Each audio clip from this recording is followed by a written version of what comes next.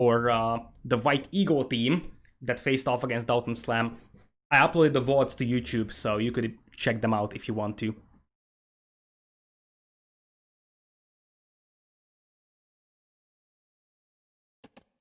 Alright everybody, so it's quarterfinals time. Welcome to Empire Wars Duo quarterfinals. We're gonna have Yin Yang with Mr. Yo+Lyx in blue and green playing as Vietnamese and Slavs, and on the other side of the map we are gonna have former Team Secret, now Game Legion, but for this tournament they are just called Jordan is back, Viper in Chinese in yellow, and we are gonna have Jordan playing as Magyars in red. So if you take a look at the civilizations, as I said, Chinese is a very versatile civ. This is why it's so great to have Chinese on your roster. You don't get the direct bonuses with the extra villagers in Empire Wars, but if you take a look at this one right now, you're going to use Chinese as an archer civ here, and Viper is going to open with archers. Jordan is going to go for the scouts with Magyars. Ethiopians have been banned from the side of Game Legion here, which means that they couldn't go for the Ethiopian plus Magyar combo, but still Chinese is going to be a very solid civilization to play around with. Looking at the players right now, everything seems pretty passive, so Yo is just gonna drop the second range, and he isn't really moving forward with the archers, playing more defensive in this one. On the left side of the map, we are gonna have Lyx already almost fully evolved, going for the Huntables at the back of his base. Lyx has an absolutely great base. Gold at the back, stone at the back, wood at the back. The barriers are a little bit exposed, but this is not a long-term issue, I would say, for Lyx. Not ideal, but in this map script, I would say it's still pretty acceptable, as Viper is coming in here with the scouts. Slavs will have a way better eco in the long run, which means that their eco and their potential to spam knights is going to be greater, but the cheap scouts and the free forging over here for Jordan is going to be a huge advantage over Lyx. And on the right side, we're going to see the Viper versus Yo matchup, probably.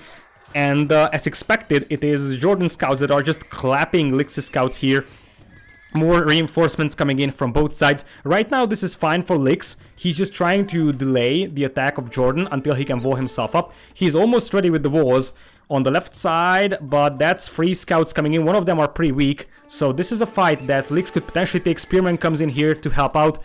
Let's see if Jordan can actually snipe that villager. It appears that it's not going to be a possibility. And Viper, instead of going towards Mr. Yo, he's going to start moving towards Lyx over here. Now, Viper isn't accompanying his archers with spears, which is a little bit dangerous because a few scouts could kill these archers pretty easily. And it appears that there is actually a hole over here. Lyx might have forgot about that, but spear defense is going to be perfectly fine. And by the time Viper arrives over here, Lyx should be fully walled. So it's fine for him, even dropping a second mining camp in this one pretty early. So I think Lyx is trying to boom into Castle Age here as fast as possible. Jordan also probably going to do the same thing over here, 16 on food right now for him. And this is going to be a tough defense for Lyx. Archers are also here, which means he will have to abandon his berries. Yo coming in here to help, but he might actually just switch his attention towards Viper. Also, no spearmen on the archers, or we could even see Yo going towards Jordan. I think that's the plan over here. Lyx defending quite nicely, and I don't think it's a massive issue that you have to abandon your berries as Slavs, because you still have the farms behind that one. What's a bigger issue is that right now, Jordan is going to block one villager, and that is one villager killed. And what's even more of a concern right now is that there is a lot of idle time over here. For Lyx, that's actually a nice quick wall over there, so there is no chance for these guys to do a lot of damage here in terms of killing, but they can idle a lot of vills. Let's see what Yo is planning. Yo is gonna abandon his efforts towards Jordan's base, and he's gonna go towards Lyx to get some fights now. Lyx is gonna have to abandon this woodland as well, thanks to the archers, and it appears that Jordan, since he doesn't really have a better option, he's just gonna try to take down that mill. In the meanwhile, oh, that's actually very good. That was great. That was so great from Lyx over here. He dragged out the scouts, and if you take a look at this one right now, basically, oh no, this could be awful for Jordan though. Is it? Oh no. I'm still a little bit confused here. I thought that what's gonna happen is that Lyx is gonna drag out these scouts and then take a fight with the support of the archers. But now that Lyx is gone, Yo's archers are very exposed over here to those Magyar scouts, even though those guys don't have +1 armor and bloodlines. It appears that the Viper's archers will be cleaned up over here by Lyx's scouts, but we already have Yo going up to Castle Age. The only player who hasn't clicked up yet is Lyx. Lyx is very far from Castle. He will have to buy himself up because he had a lot of time, or a lot of idle time on his farms. It's only scouts over here, so you can just quick wall behind this one. That's not really an issue. Jordan shouldn't be able to get inside here, and the appropriate behavior here for Lyx would be to push forward Jordan's base. Jordan is going to be fully walled by the time Lyx arrives. Other thing that they could do is focus on either Viper or Jordan together, so they combine their armies and then push either of the players, because Jordan's gold mine is dangerously exposed over here. Yo could do a lot of damage over there, as Lyx is the final player to cap into Castle Age.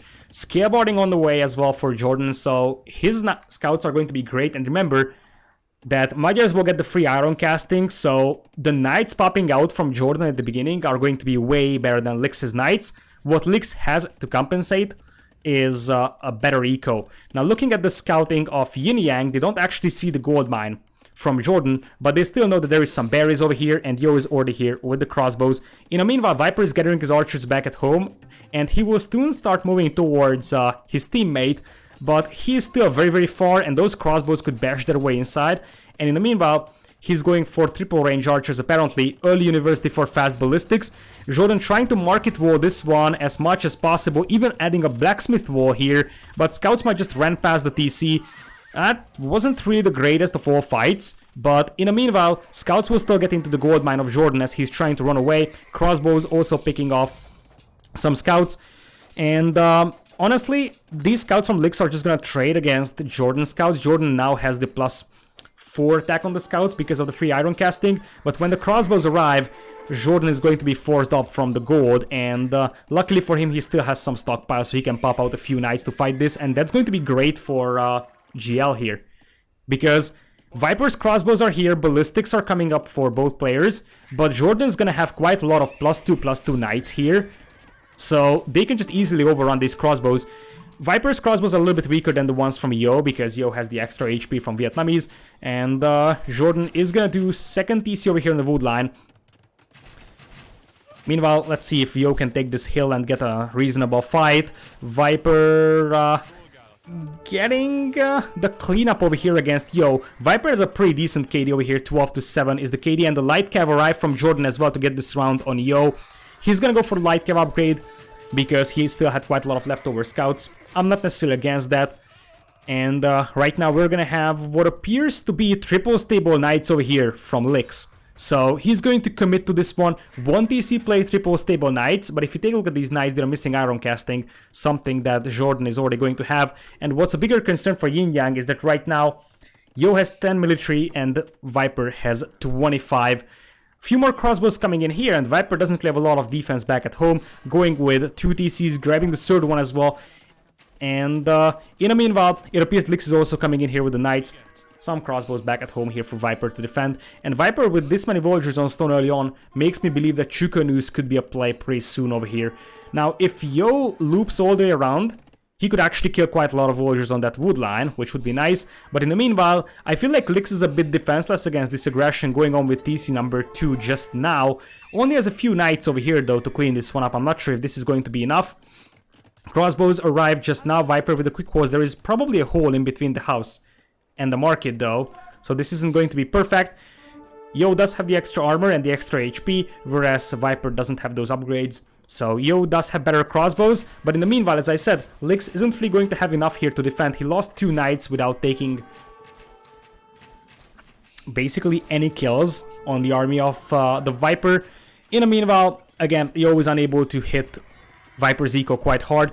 A few knights are inside Viper's eco though, and that's going to make life a little bit harder for Viper. Looking at the economies right now, Yo has 60 though. Yo is having a crazy boom, but in the meanwhile, Lyx is just, trying to survive, massing the knights back at home.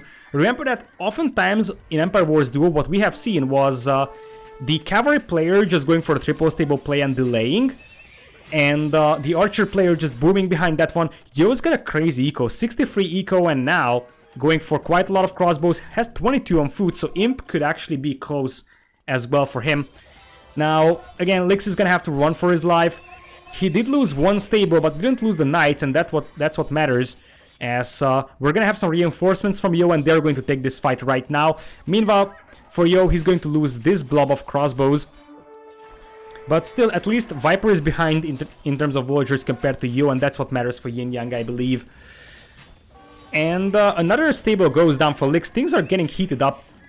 They want to take this fight, but Lyx is still missing the +2 attacks, so his knights are a little bit weaker. He's on 2 TCs, and honestly, he's still fine, I believe. 8 villagers behind compared to Jordan, but he has the power of Slavic farming, so that should compensate a tiny bit. Jordan is playing with 2 TCs soon to be free. And, well, the only concern for Yo right now is that he's still unable to really group up his archers and really take a good fight. Jordan's knight could just absolutely destroy all those crossbows. I feel like what Yo is missing is like one big blob of crossbows. He has a bunch of small groups, but you can see that Jordan is trying to get a good surround, and he might actually do so. Now, the crossbows could still run back to the TC, so I don't think that all of them will be lost, but some of them will definitely be killed here. Knights arrive, though, to get a good surround on Viper's crossbows, and now the crossbows come back as well from Yo as they are raining down death from the top of the hill.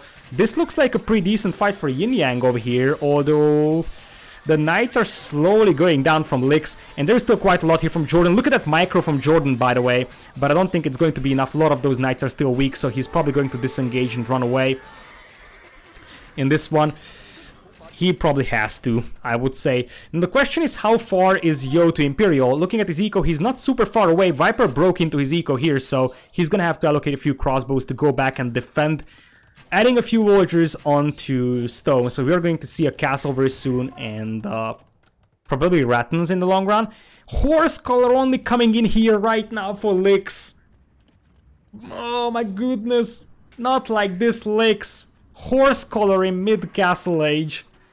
Yo is idling his TCs so he can go up to Imperial. He has a university, but he needs a siege workshop to click up, which is gonna happen right now. And in the meanwhile, how is Viper doing? Viper is still far from Imperial, which could be a concern. So if Yo just plays defensive and keeps his crossbows alive, his Arbalasts could be still pretty great. 11 on stone, so he's gonna drop a castle very, very soon as well. In the meanwhile, let's see what we have for Lyx. He's still far from clicking up to Imperial, so is Jordan. Looking at the knight numbers, Lyx has 9 knights, Jordan has 20, so this is still pretty close. Some of those knights are low HP though from Jordan, so it's not as perfect as it looks like. But I would say that Jordan is ahead of Lyx right now, but I think Yo is ahead of the Viper.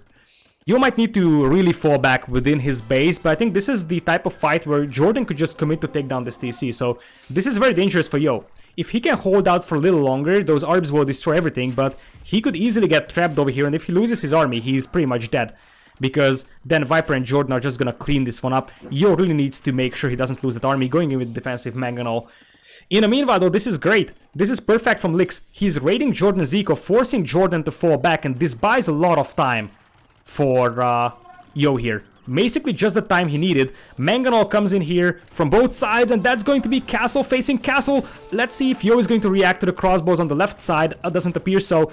Nice mango hit. Jordan is coming back with his own knights to take this fight. They know that this is going to be crucial, and Viper is going to have to bail out on that attempt to get that castle up. The castle goes up. Yo is 85% towards Imperial, and in the meanwhile, Lyx and Jordan are now absolutely even in terms of villager numbers. Lyx did quite a lot of raiding damage here, and now Yo can just fall back into the castle, jump inside. He needs to balance his eco a tiny bit just to make sure he can get all the upgrades, but he should be able to get Arbalest, Bracer, and Chemistry right when he reaches Imperial. Arbalest is just coming in, but he needs to buy a little bit of resources. This poor crossbow is trapped over there only to get killed. Viper clicking up just now, so there is a narrow opportunity for Yo to win this, or at least do quite a lot of damage against Viper. In the meanwhile, on the left side, we still have +2 armor missing for Lyx, so he's still taking bad fights against those Magyar Knights. And for Lyx, Arbalest is going to be delayed. In the meanwhile, I think Jordan and Viper are doing what they have to, just kind of raid Yo over here. So Yo cannot really move forward and kill Jordan or Viper in this one. Traps are coming out, but Viper has an uphill castle, so taking that down is going to be hard. And it appears that Viper is going to tech into Elite Skirm over there on the right side. There is massive holes on the walls of Yo here, which could be a concern Lyx is losing some villagers over here now. This is dangerous move from Viper. All his crossbows are here, and that's a lot of knights. And they could also get trapped in there. In fact, I think this is an awful move from Viper. This could be a game-losing move, because those arbs will easily melt the knights over there. And I think this could be a trap. Delete the lumber camp, delete the walls, and then take this fight. And the entire army from Secret here could actually get cleaned up. Indeed, that's an absolutely awful fight for Viper and Jordan. The knights will melt, delete the walls so you can actually get a better surround would be the appropriate play here for Lyx. But even if he doesn't do that, the Arblasts will just clean up the crossbows quite nicely. Right side, we have traps coming in here for Yo. Third trap is already out. Viper teching into elite skirms. In the meanwhile though, Jordan is within Lyx's eco, so Lyx has a lot of idle time. But Viper is about to lose his entire army, trying to micro it as best as he can. But it's +4 armor and Bracer Arblasts versus these crossbows with +2 armor and only Botkin. So in the end, this is a fight that's won quite massively by Yo. And as I see it, Lyx might be able to hold on against Jordan here, although he lost quite a lot of villagers and he still has a lot of idols. So Jordan is doing a lot of damage here to Lyx. Right side, we still have the castle live. Viper is committing a lot of vills to repair.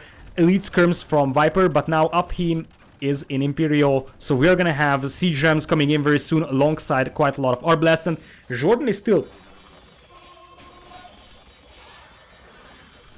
doing quite a lot of damage here to Lyx, as Lyx has a pretty bad eco right now, still far from Imperial. Jordan is also far from Imperial, but in a better situation than Lyx is. These arbs will need to start moving towards Jordan.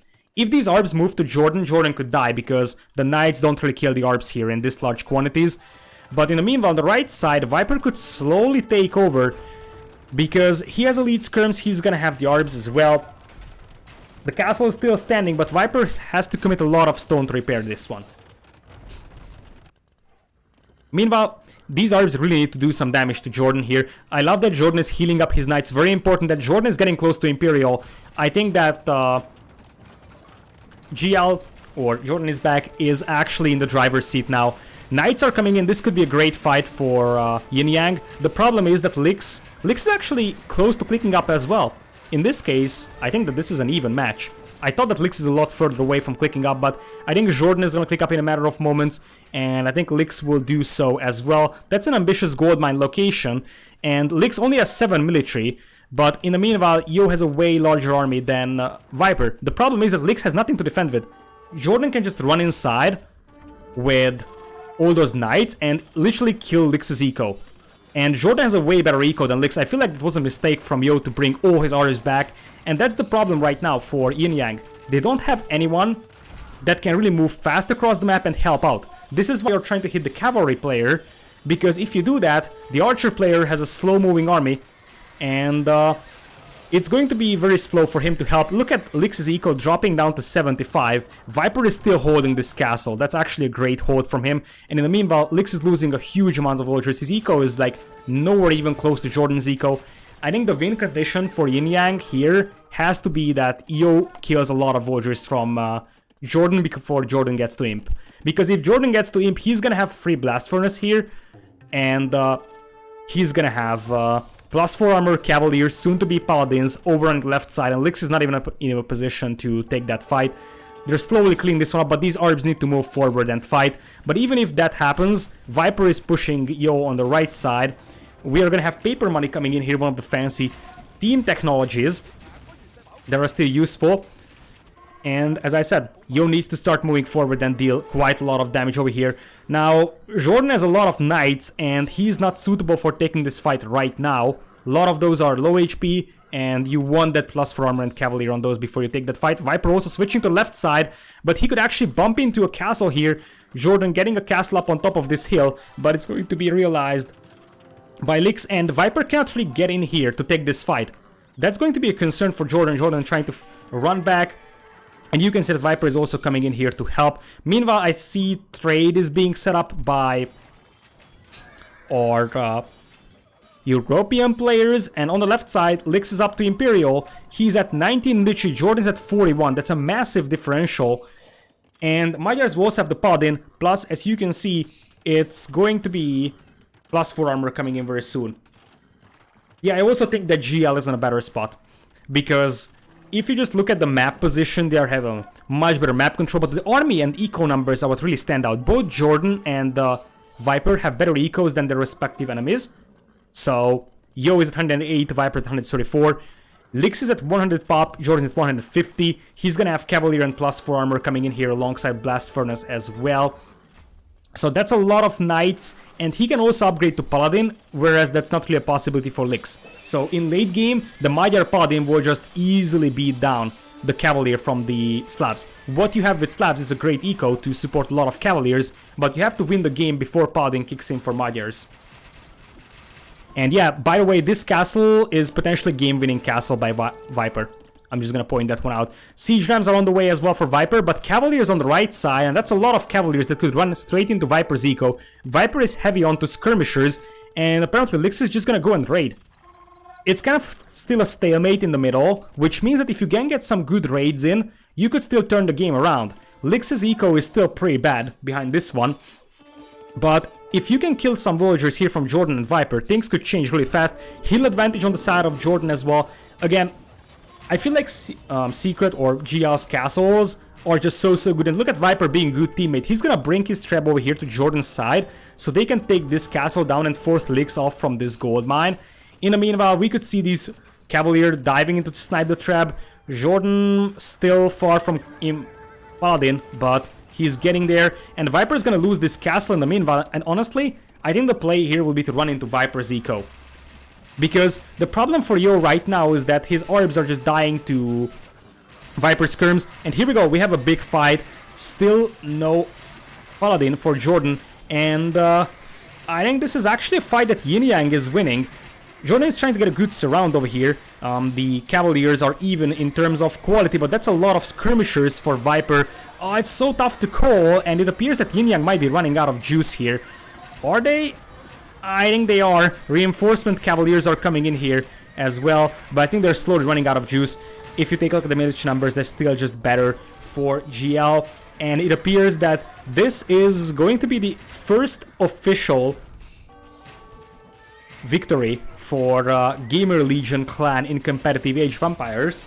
In this one, I think now it's over for Yin Yang. They can't really resupply the front line with more and more Paladins or Cavaliers, and Jordan, as I said, is getting close to getting Paladin. Meanwhile, for Yo, he's gonna go for the YOLO castle over here on the right side, but this could also be trapped down by Viper.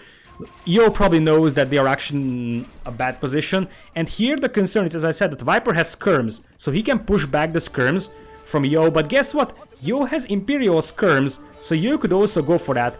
The other problem though is that, sure, you go for Imperial skirms, but Jordan is gonna have Paladins, whereas for Lyx, he's just gonna be on Cavaliers, and his eco is still way weaker than Jordan's eco. Lyx at 100 population only. We are gonna have Viper trying to kill those villagers, but that's not really going to happen. And, well, the castle is gonna go up, so quite a lot of villagers from Viper will die. Slowly trade is coming in here from Yin Yang, but it appears that the GL has a way better trade. But Viper already coming out here with the trap, and he just finished the gold mine, so he might even be able to abandon his position here. Left side, and that's where things are gonna get really bad. It's still just Cavalier for Jordan. And Lyx is adding more and more pikemen, which makes me believe that we could see Družina Habadirs. But the concern here is that I see light cav coming from Lyx, which makes me believe that he's running out of gold. And that's never a good sign in team games. Viper, look at that heal position, coming in here with the trap, taking down the castle that is defending that gold mine. And this is going to be a tough fight for Mr. Yo to take. He's going to have to fight up hills, and they will need those Cavaliers. And really credit to Jordan for keeping his Cavaliers alive. He healed quite a lot of them. And Nilly, thanks for the sub as well. Thank you for the second month of support. Hopefully you're enjoying, and congrats to Gamer Legion as your new clan. Anyways, I think this is the fight for the game over here. The castle has to stand, and unless you can take a good fight here for Yin Yang, the game is pretty much over. You can see that Lyx is trying to wall this one off as much as possible, but they're running out of options. Lyx is slowly booming back in this game, but it's still 140 pop against what is 180 from Viper, 200 from Jordan, and Yo is also just at 180. Imp skirms are still dangerous here to Viper's archers, but let's see, Jordan still without Paladin, and that's a lot of fully upgraded Hussars and Cavaliers. Castle still standing, and we also have some pikemen. I'm not sure if Družina is there, but even without, those can be dangerous. Paladin indeed is 80%, and this is awful for Jordan. He's just losing all the Cavalier before the Paladin upgrade. Like, he doesn't really have a lot of numbers remaining, and it appears that GL is losing this fight, are they? There is still some Paladins here from Jordan, but they will have to retreat. The problem here is, as I said, that now you have fully upgraded Paladins versus Cavaliers. So unless you have a mixture of like Družina Halberdiers and Cavaliers, it's going to be insanely hard to fight against those Magyar cavalry.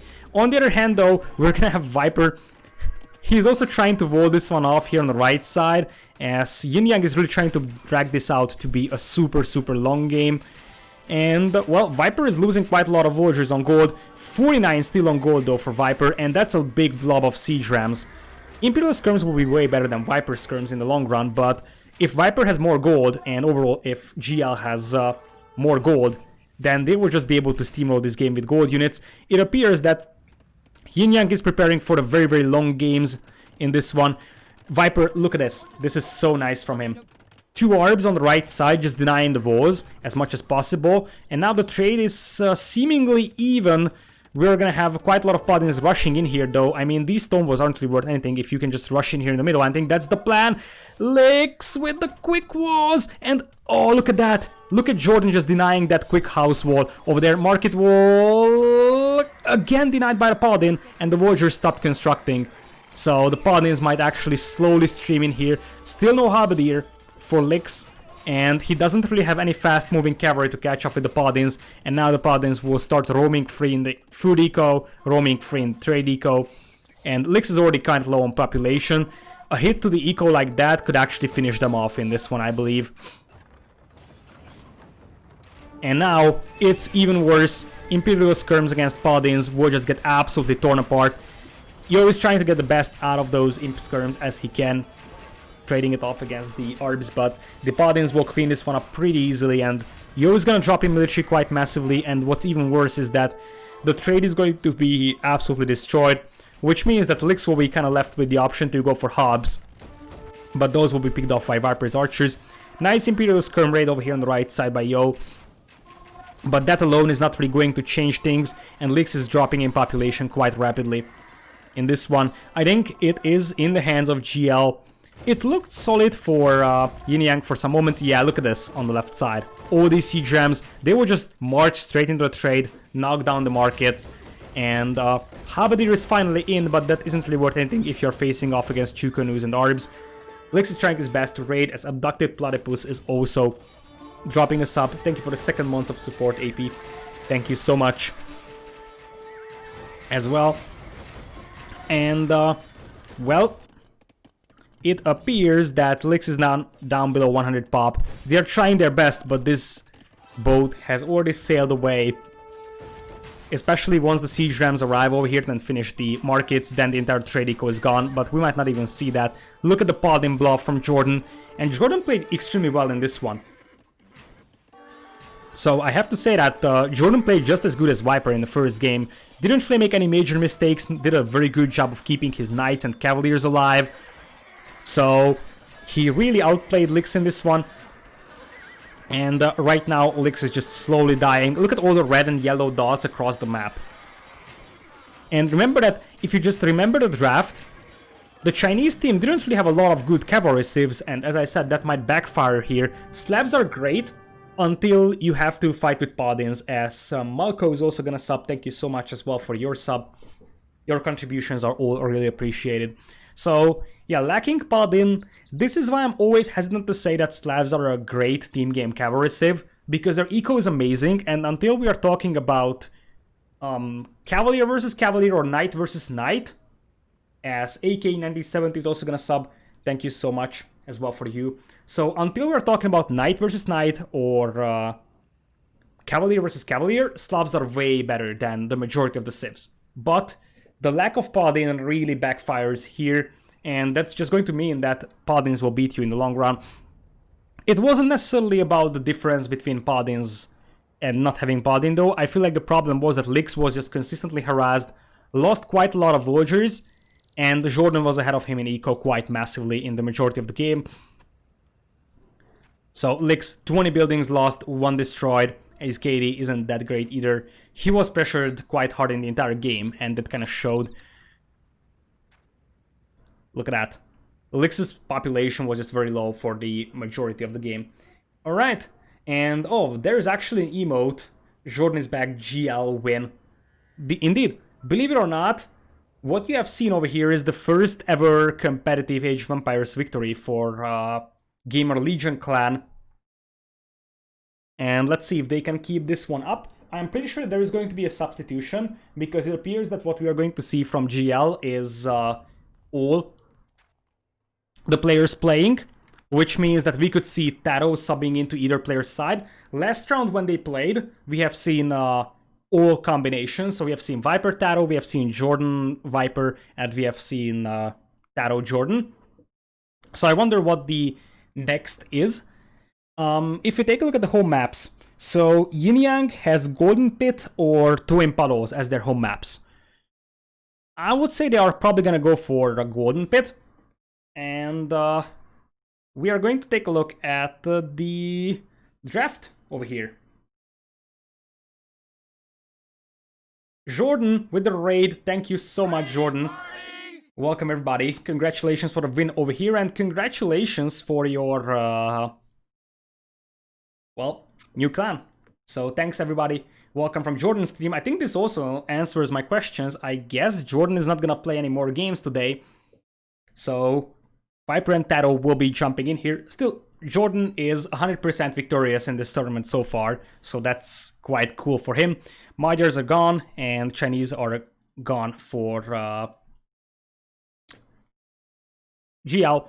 And on the other side, we will have Mr. Yo's team losing Vietnamese and Slavs. So what do you go for on Golden Pit? Probably Mayans or Malay again, and Kumans or Teutons? Probably Teutons. On a more closed map like this, especially where you can have a decent boom with the wall-offs, Teutons could be worded so well. So I'm gonna say Teutons Mayans is the most likely combo over here. Yeah, I know Jordan was streaming for 8 and 9 hours. I'm not sure if he had a break, but I was watching him in the morning, so I know Jordan has been streaming quite long for today. I don't blame him for leaving. I mean, he has been streaming quite a lot. Okay, he made 2 hours break. Is TaToH playing? TaToH is on a different team. TaToH is playing with Slam and Nilly, and their series are going to be tomorrow, 19 GMT, against Heresy. So Miguel Dogan Lan versus TaToH and Slam, because this is a 2v2 event, and there is no point having 5-6 players.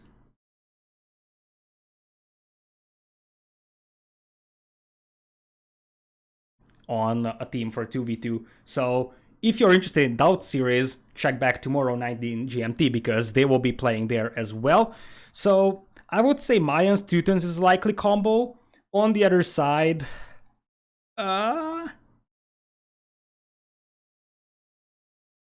maybe Spanish. It's tough to call on a Golden Pit. Like, I could see either of these civs work out on Golden Pit quite nicely. I just don't know which of them would be the most reasonable. Like, there is still Kawasan, which could be Lithuanians and Aztecs for Jordan is back. Or it could be Italians as well, or Persians. So, like, literally Kawasan can be any of these 4 civilizations. Which makes me believe that you're either left with Indians, Huns, or Spanish here. Indians could be pretty deadly, I would say. Aztec, Spanish.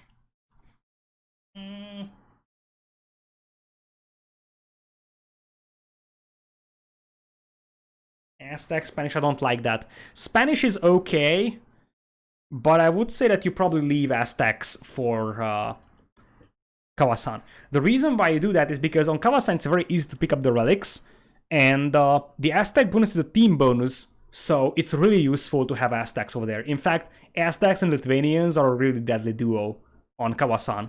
It's just an extra that you also have Persians and Italians available for you. But think about it, Lithuanians and Aztecs on a map that's full of relics, it's perfect. And of course the Aztec player is not gonna have a lot of relics, but the Lithuanian player will get the Aztec relic bonus because it's a team bonus, and will also get the extra attack. That's a really deadly combo. I think that Indians could actually be a good counter pick here to Teutons. Because Titans is a very likely pick over here. Maybe Malians could be a choice. I don't think Kumans will be picked here, even though you can technically pick Kumans because you will probably be voting yourself off and going for an FC. So I can see a Kuman boom working, and if you vote yourself, the Kuman walls are also nice to have. And apparently, yeah, Viper and TaToH will be playing right now. Will we get Spanish Magyar? I don't know, like Spanish Magyar combo? I don't think so. That's just not a suitable combo to play around with. Anyways, give me a moment while I actually turn on the lights, because it's getting dark out here, so I'll be back in a moment.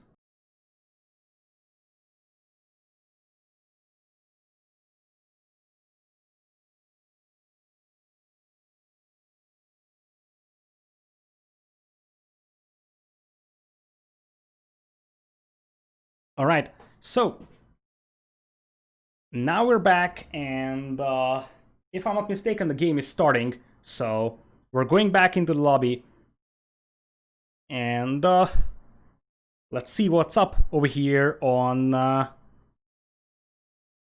what is Twin Puddles, actually.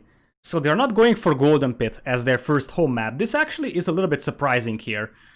In the case of Twin Puddles, we're probably going to see Persians from Viper's team. Let's see if I'm right or not. And indeed, TaToH is playing Persians, Viper is playing Japanese in this one. Alright, so welcome everybody. This is game number 2 in a best of 5 between Jordan is back or GL Gamer Legion and Yin Yang. This is Empire Wars Duo quarterfinals. Right side of the map is TaToH as Persians in red, and we're also gonna have a Viper as Japanese in yellow. That's a very strong combo of civilizations, I would say, over here. And Byzantines for Mr. Yo in blue as the Archer Civ. Again, pretty solid over here for the pond control with the Fire Galleys and as an Archer Civ as well. And Malians for Lyx in green. I'm not a massive fan of Malians though. I would say that on a hybrid map like this, I would actually say that Persians are way better than Malians. So I actually prefer GL's civilization picks here a lot better. Having Persians with the faster working docks and TC, and also Japanese with the indestructible fishing ships, and also greater fishing eco is great.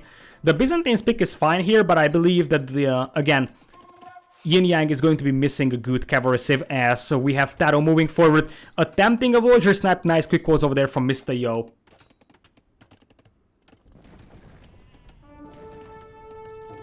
So, nice quick calls there from Yo. Second scout is coming in here from TaToH, and apparently Lyx is planning on quite a lot of Vols, going on for some archers, but he's going to stay home for some time.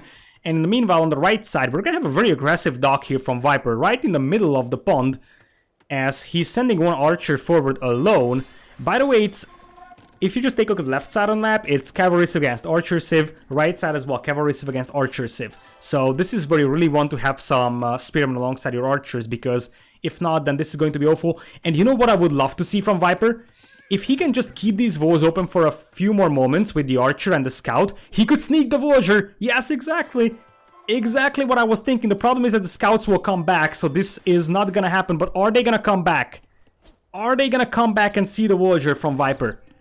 All these team Vols are completely worthless for Yin Yang over here. If Viper's Voyager sneaks in, he's hiding the Voyager on the right side. In the meanwhile, we also have TaToH coming in here to help. I like that quite a bit. One Voyager goes down from Lyx, and that's what matters, because that delays the Voyagers from finishing the Vols. Viper luring away the scouts as TaToH is coming in here to reinforce. And this is the moment when Viper should try to sneak in. He's building another dock though, so he might actually give up on that opportunity, which would be a little bit of a disappointment. I would have loved to see sneaky base, even though it's not actually team Vols for Yin Yang, so we could just see Lyx voling this one off as well. But still, the potential for a sneak is great, and honestly, those scouts are still there. Market Vol coming up here quite fast, but archers are also coming in here to support. Spears and archers moving forward from Mr. Yo. TaToH is going to be fully Voled by the time they arrive, but Viper isn't, so Viper could be potentially in danger because of that. But I think Viper is still fine with this one. It's going to be double dock fishing for him, and no fishing for Lyx, so his eco is going to be way better. And in the meanwhile, TaToH is going to go for faster working Persian docks. against Yo's fire galleys that are stronger. So it's stronger ships versus ships that are produced faster. And these wars aren't finished here for TaToH. I assume that he's going to finish it, but this is too late. And I think these archers will actually get into the eco here from TaToH, trying to quick wall it as much as possible, but that's not going to happen. But in the meanwhile, we also have a break in here at Lyx's base. Berries are abandoned, but oh, scouts pop out for Lyx. That's actually nice, picking off the archers here from Viper. And in the meanwhile, TaToH is gonna have to retreat, but all the archers are going down right now, and we also have a defensive tower forced over here on TaToH's base because the archers are marching into the eco. This wood line had to be abandoned, and honestly, TaToH's eco is very messy right now. These archers are really hurting him. But in the meanwhile, Yo is only going for one dock, and look at that. TaToH was even blocking the escape path from that ship, and TaToH might even pick off the Voyager over there on the shoreline. It's just one dock against two Persian docks. That's not something that you can deal with. And as I said, the fishing eco is going to kick in quite massively over here. Viper coming in here with a fire galley as Lyx is dropping his first dock. Viper already on his way to Castle Age for some crossbows as he's going to help TaToH here. Meanwhile, TaToH is trying to cut off the route of those archers. What is GL? GL is Gamer Legion. It's the new team of Viper, TaToH, Jordan, TaToH, Slam, and Nili. In the meanwhile, we will have some demos from Yo, but TaToH is nicely spread out over here, so it's absolutely fine. And let's see, TaToH will probably try to wall this one off as much as possible, but I'm not sure if that's a good idea. TaToH!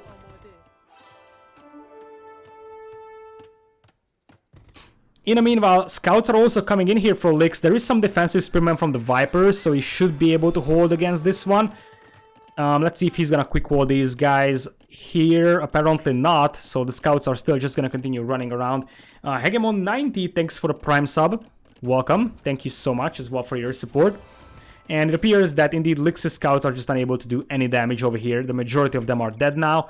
And in the meanwhile, Viper still has a good fishing eco, has double docks here, and he's the first player to Castle Age. The final player to Castle is going to be Lyx, so if Viper goes for a War Guy upgrade, he can clean this one up easily.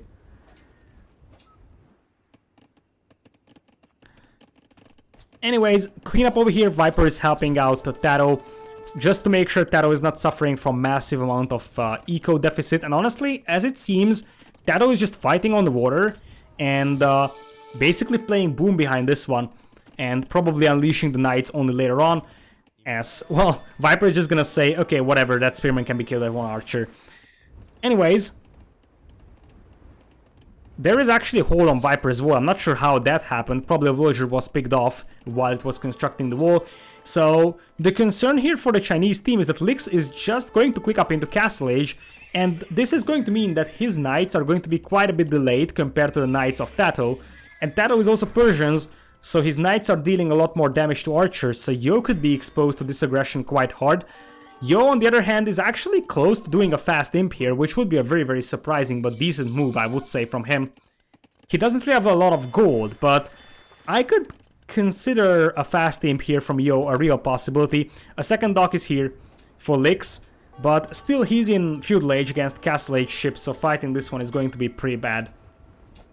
For Lyx, crossbows, on the other hand, coming in here from Viper, could pick off some Voyagers and Yo's eco, but I think they might be going towards Lyx. Because by the time Yo gets in here, Lyx is going to lose quite a lot of years. As I'm saying, that it appears that they will just go for Mr. Yo. Yo is up to castle, crossbows are coming in, but no Botkin just yet, as apparently he's gonna go for fire ships. So he really wants to win the war, and that's a lot of fire ships over here from Yo, TaToH, with an absolutely marvelous demo. But it's still fire ships against fire guys, and these are Byzantine fire ships, so they really melt ships in their path. But I don't think it's going to be enough, at least the first wave isn't going to be. In the meanwhile though, it appears that the scouts from Lyx with +1 armor and bloodlines and Yo's Botkin-less crossbows are able to clean up Viper's crossbows here. Viper's still fighting on the water, trying to make sure that his fishing eco is intact. And that fishing eco is going to matter in the long run. Look at the eco difference, that's quite massive. But this also means that GL has to invest quite a lot into fighting on the water. And that could allow Yin Yang to have a better army on land. Now, this is actually a horrible scenario for Yo. As I said, Persian knights deal a lot of damage here to crossbows, and he doesn't even have Botkin arrow, which means that he doesn't really have a great damage output against those knights, trying to pick off the spearman as much as possible to make life easier for Lyx over here, who's just gonna start popping out knights. But that's a lot of crossbows from the Viper, and it appears that Lyx is just gonna be pushed back by these crossbows if they actually switch this way. But it appears that after killing the crossbows, they're just gonna go for Mr. Yo. Yo's woodline here on the front is quite exposed, and by the way, no way. Mr. Yo has a massive hole on his wall. I have seen this once in this tournament from one of the teams, that they haven't noticed that there is a huge hole here. Look at that. Now, you should know that there is a hole, and the reason why is because these are pine trees, actually oak trees, but these are pine trees.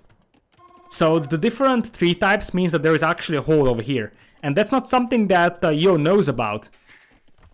I guess there is a lot of things to pay attention for, so I guess that's one of the reasons why he didn't see that, or didn't actually scout it. But that's actually a hole. It doesn't really matter because Viper is just gonna straight up go inside, but still, that could actually lose games over there.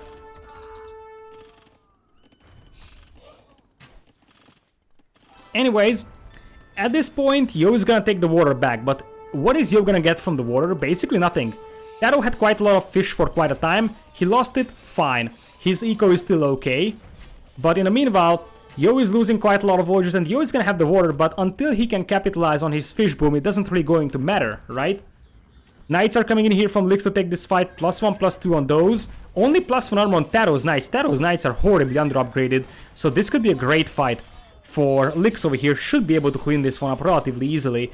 But in the meanwhile, Viper is doing quite a lot of damage to Yo's eco, and Viper has 71 eco, but he's also losing it on the right side, so this is the moment where both pawns will be in the hands of Yin Yang, and they can start fish booming.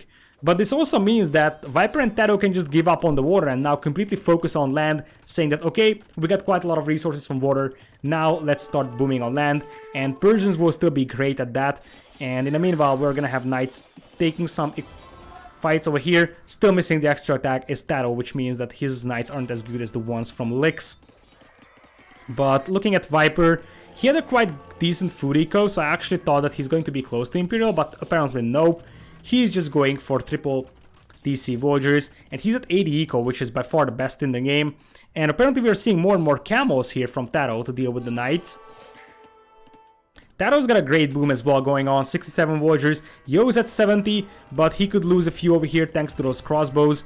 And since Yo is kind of tied down with his crossbows within his base, TaToH can take fights against the Knights with the camels. That's actually a great thing, because Yo must clean this one up at some point, but they can't really do that until the camels are around, because you need the crossbows to deal with the camels as well. So they're gonna switch armies here, and the Knights will come in to deal with the crossbows, and the crossbows will come in to deal with the camels. But this also means that TaToH's gonna have the opportunity to push forward with mangonels. This is going to be a cleanup, but at what price does it come?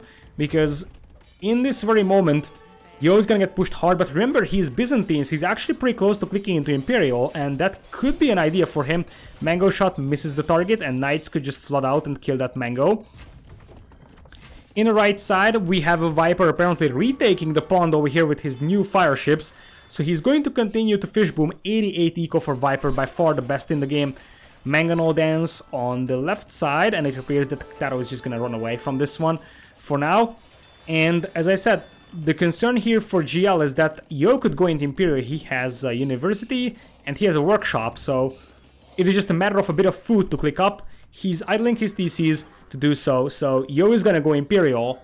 But I think Viper is close to Imp as well, because he's gonna have a great fishing eco. So even though Byzantine Imp is cheaper, Viper has a way better eco, which means that he can also think about clicking up soon if he idles his TCs a tiny bit.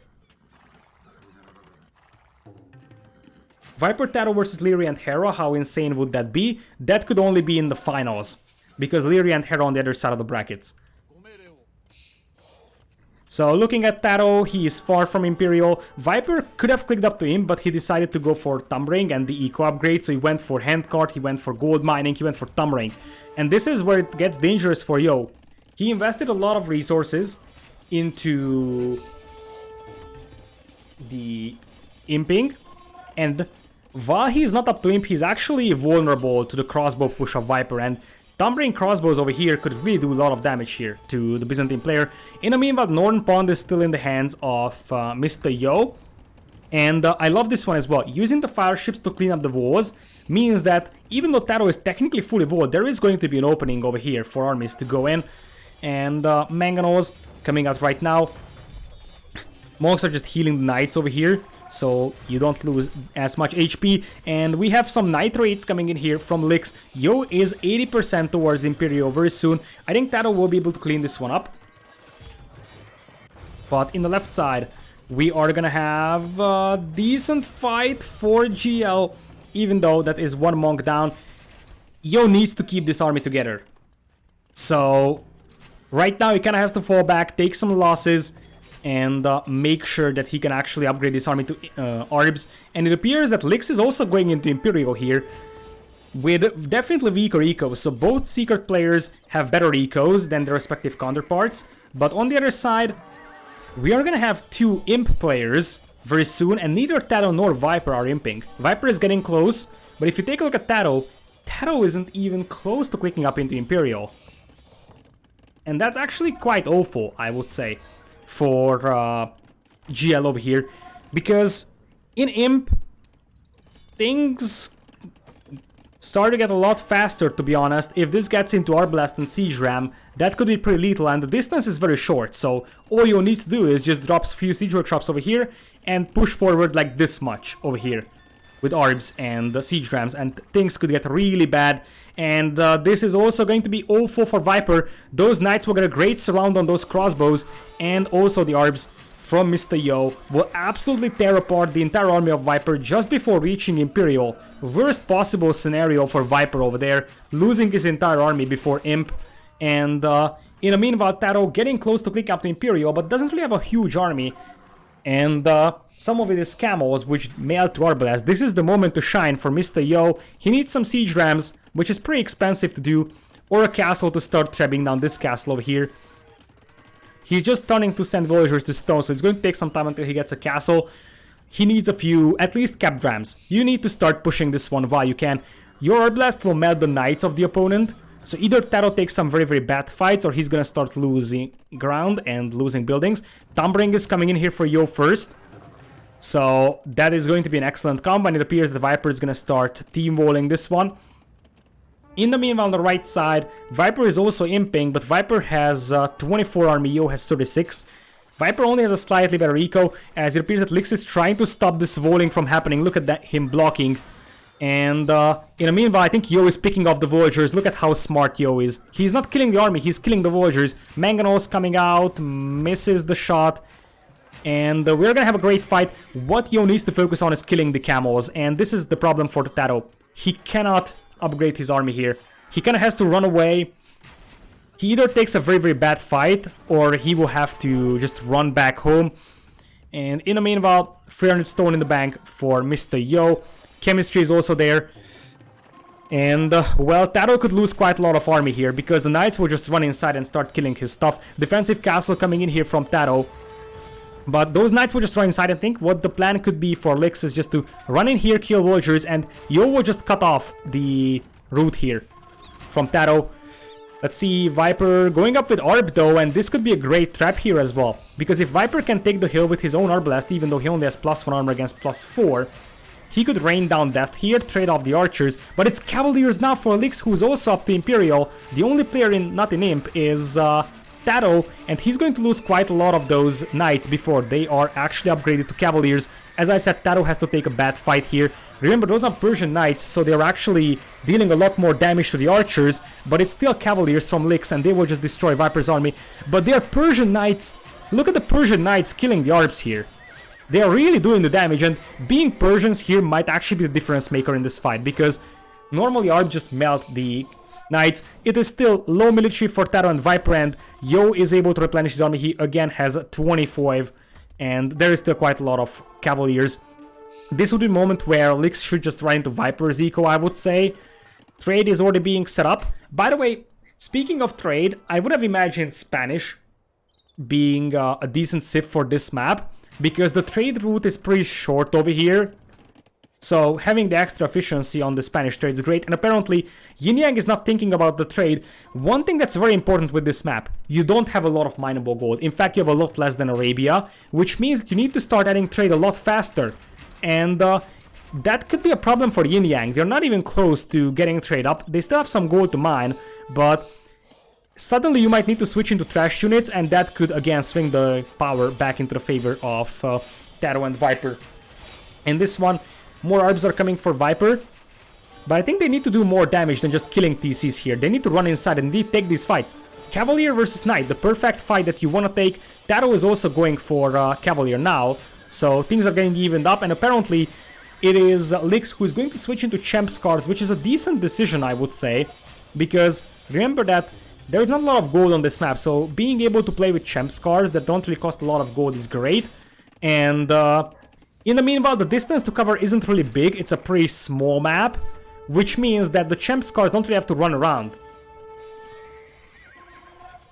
So, still TaToH is running for his life. Lyx right now with +2, +4, +1, +2 only for TaToH. Especially this armor missing is really hurting him. Armor just came in here. Lyx kind of needs to trade off his own Cavalier to the Cavalier of TaToH, because those Cavaliers shouldn't touch the archers, because they are very, very dangerous to them. Everybody's above 100 villagers, but TaToH is gonna drop quite massively, and if you take a look at the middle, castle up on top of this hill by Mr. Yo. Look at this. And in the meanwhile though, Viper arrives at the Arbs, so we're gonna have a pretty interesting fight over here. Hilltop is in the hands of Mr. Yo here though, so he's actually able to take some decent downhill shots. Persian Cavalier is really doing the work. TaToH is down to 90 villagers, but they're cleaning this one up quite massively, and TaToH is down to 8 military though. Viper has 60.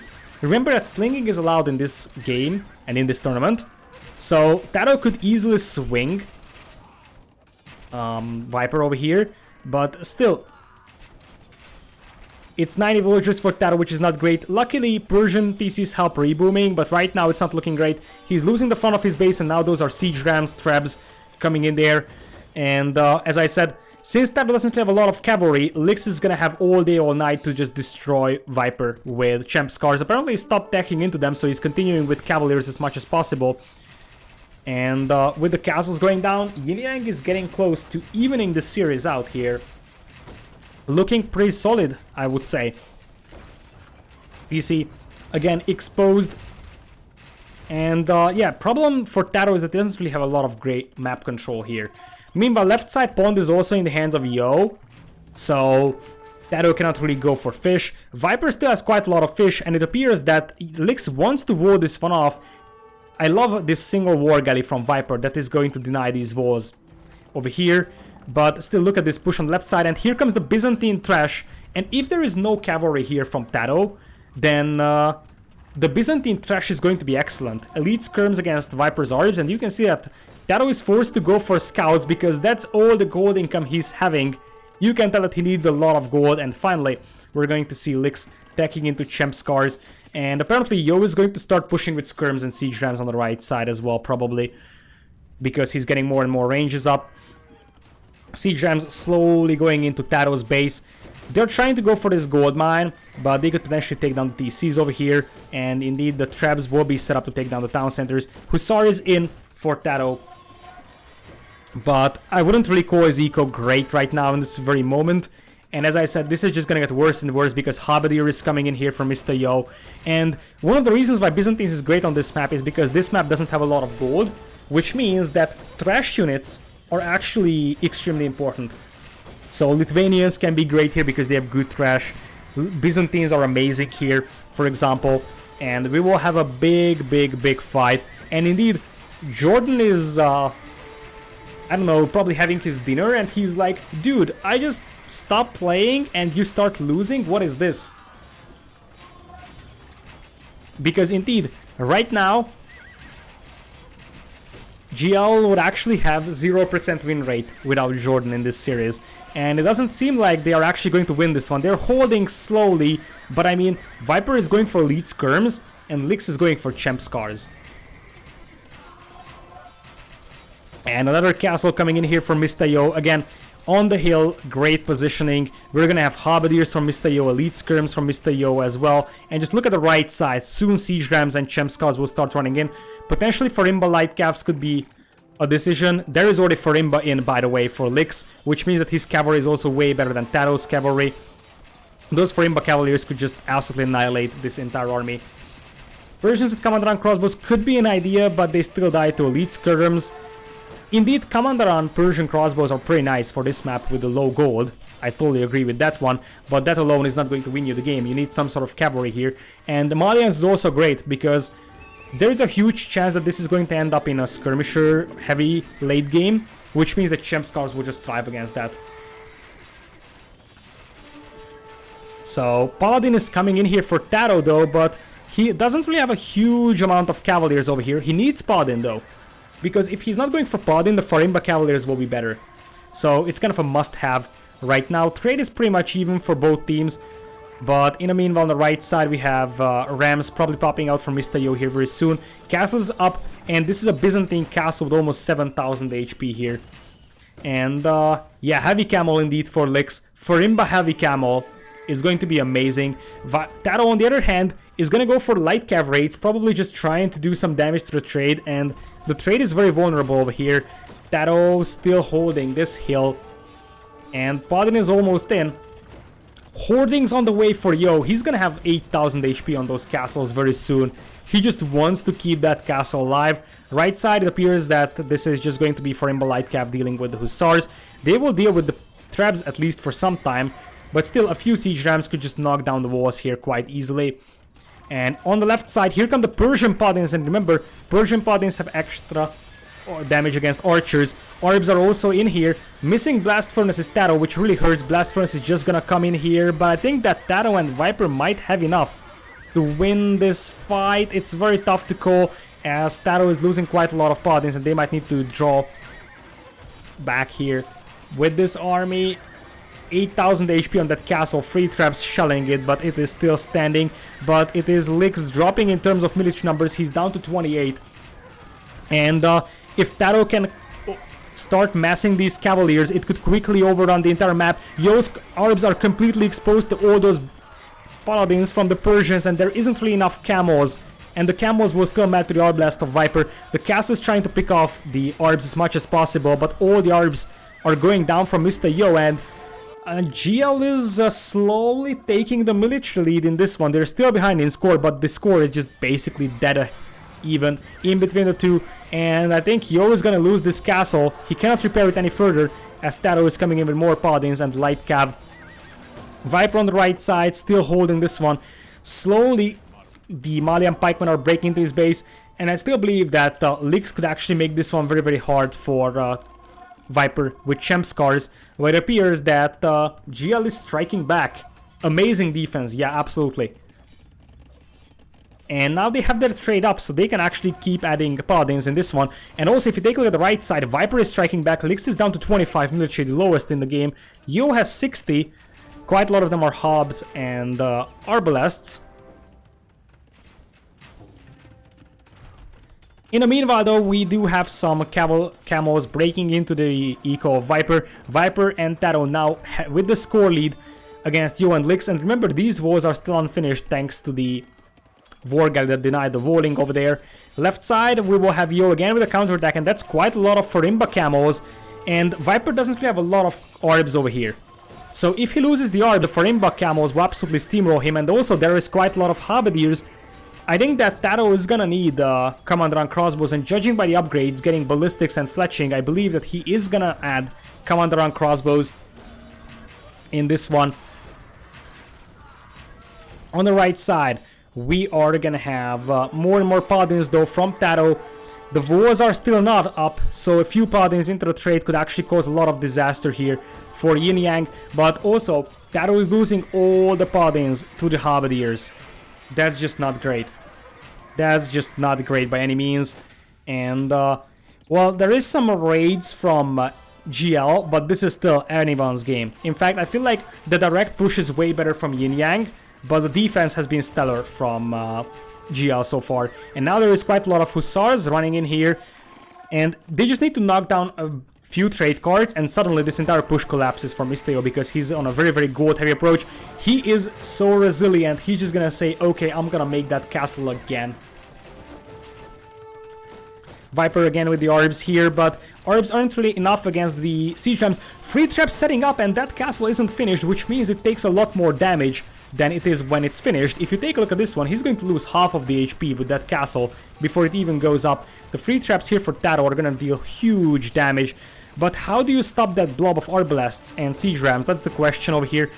There is still some halberdiers to deal with the paladins. Castle still stands, one of the traps go down. In the meanwhile, we still have TaToH coming in here with more and more light cavs. And, well, the siege workshop is gonna go down, traps go down, so Yo is keeping this castle alive. The trade cards are absolutely freaking out. They're literally running through all the combat over here. But now, the halberdiers and camels are gone, so again the paladins can be unleashed on top of those arbalasts. Meanwhile, a few paladins are in the trade here from GL. Oh man, this is so close. This is still anyone's game. We are gonna have arbalast, siege rams on the right side from Yo as well, and finally the champ scars will start flooding in here for the Malian player. More and more camos in here as well, but great micro over there from Secret. They're just gonna run back with the paladins, allow Viper's orbs to deal with the camos, and once the camos are dead, they will unleash the paladins on those arbalasts. More and more halberdiers coming in here from Mr. as well. GL still with the score lead, but there is more and more champ scars, and there's absolutely nothing that the Viper can do against that. He could go for like samurai or his own champions, but that takes time to tech into, and I don't see Viper doing that right now. But in the meanwhile, on the left side, look at this. Capdrams from TaToH, and the army for S5 is also, or Yin Yang, is also dropping. Siege Ram is there, and how are you going to stop this push? Siege Rams, Paladins, and Arbalasts. Right side, still Champ Scars and Siege Rams pushing in here. Oh, this game is so close. It's like, who makes the first big mistake in defense? That's basically it. Because if Yo and Lyx aren't cautious, they could just lose this part of the map very soon in this one, or they could lose quite a lot of their trade, but also that applies to TaToH and Viper. Viper actually doing quick walls, and do I see bombard cannons? I think I might see bombard cannons over here. There's actually an opening. Viper tried to wall this one off, but he was unsuccessful, so now Champions and Farimba Light Cav are actually going into his eco. But TaToH again with the siege rams, and if you take a look at Yo's army, it's nowhere to be found. He's falling back home. Boy oh boy. Wars are going down, and honestly, Yin Yang is still in this series, but this castle is gonna go down, and now the counterattack from TaToH could be great. And as I said, Yin Yang cannot really afford to lose the left side over here, because if TaToH just runs past these defenses with 20 paladins, Yin Yang's trade is gone. Now, that's a lot of paladins coming in here from TaToH to deal with the siege ram push, and it's going to be pretty nice at dealing with the champ scars as well. Left side, siege ram and arbalast push coming in here. Cavaliers on the way for Lyx with Farimba, but the paladins will be better. The numbers are better though for Lyx. Is there a time limit? There is no time limit. There's absolutely no time limit. This is played until one team resigns. Defensive castle on top of this hill from TaToH. He wants to solidify that, and look at that fight from GL here. Beautiful. Hilltop orbs against all the halberdiers. Rams are just soaking up all the arrow fire and also quite a lot of damage from the halberdiers. But now all the hubs are gone, so you can unleash the hussars and the paladins, and also with the help of the hilltop, Viper can take down Yo's army. I think that GL might be doing this. Orbs are gonna clean up the Farimba camos over here. There's also paladins from TaToH. They're going to make a defensive castle on top of this hill, which is also again a good decision. And Lyx dropping stables over here so he can reinforce with Farimba camos as much as possible. Just 1 hour game time, but look at this crazy game. Architecture on the way as well for TaToH. He really wants those castles to stay up, and now he's gonna start pushing forward. Cannon Galleon from Viper. That's actually a great decision. He can just start taking down these markets with a Cannon Galleon, and there is nothing that Lyx can do to stop that. Viper sees the market, so he's just like, okay, if I can take down some of these markets with a Cannon Galleon, that's going to cause so much chaos. And all you need is just a bit of a chaos in the trade. And if the gold is gone just for a minute for Yin Yang, they will not be able to reinforce with Arbs and Cavalry, and they will just die. I think that this market is within the range of a Cannon Galleon. This might also be. Depends. Onagers for Mr. Yo on the left side, though, to deal with the Rams. On the other hand, the Rams will be finishing off Lyx's stables. Another defensive castle by TaToH. Right side, it is still pretty much well defended by GL.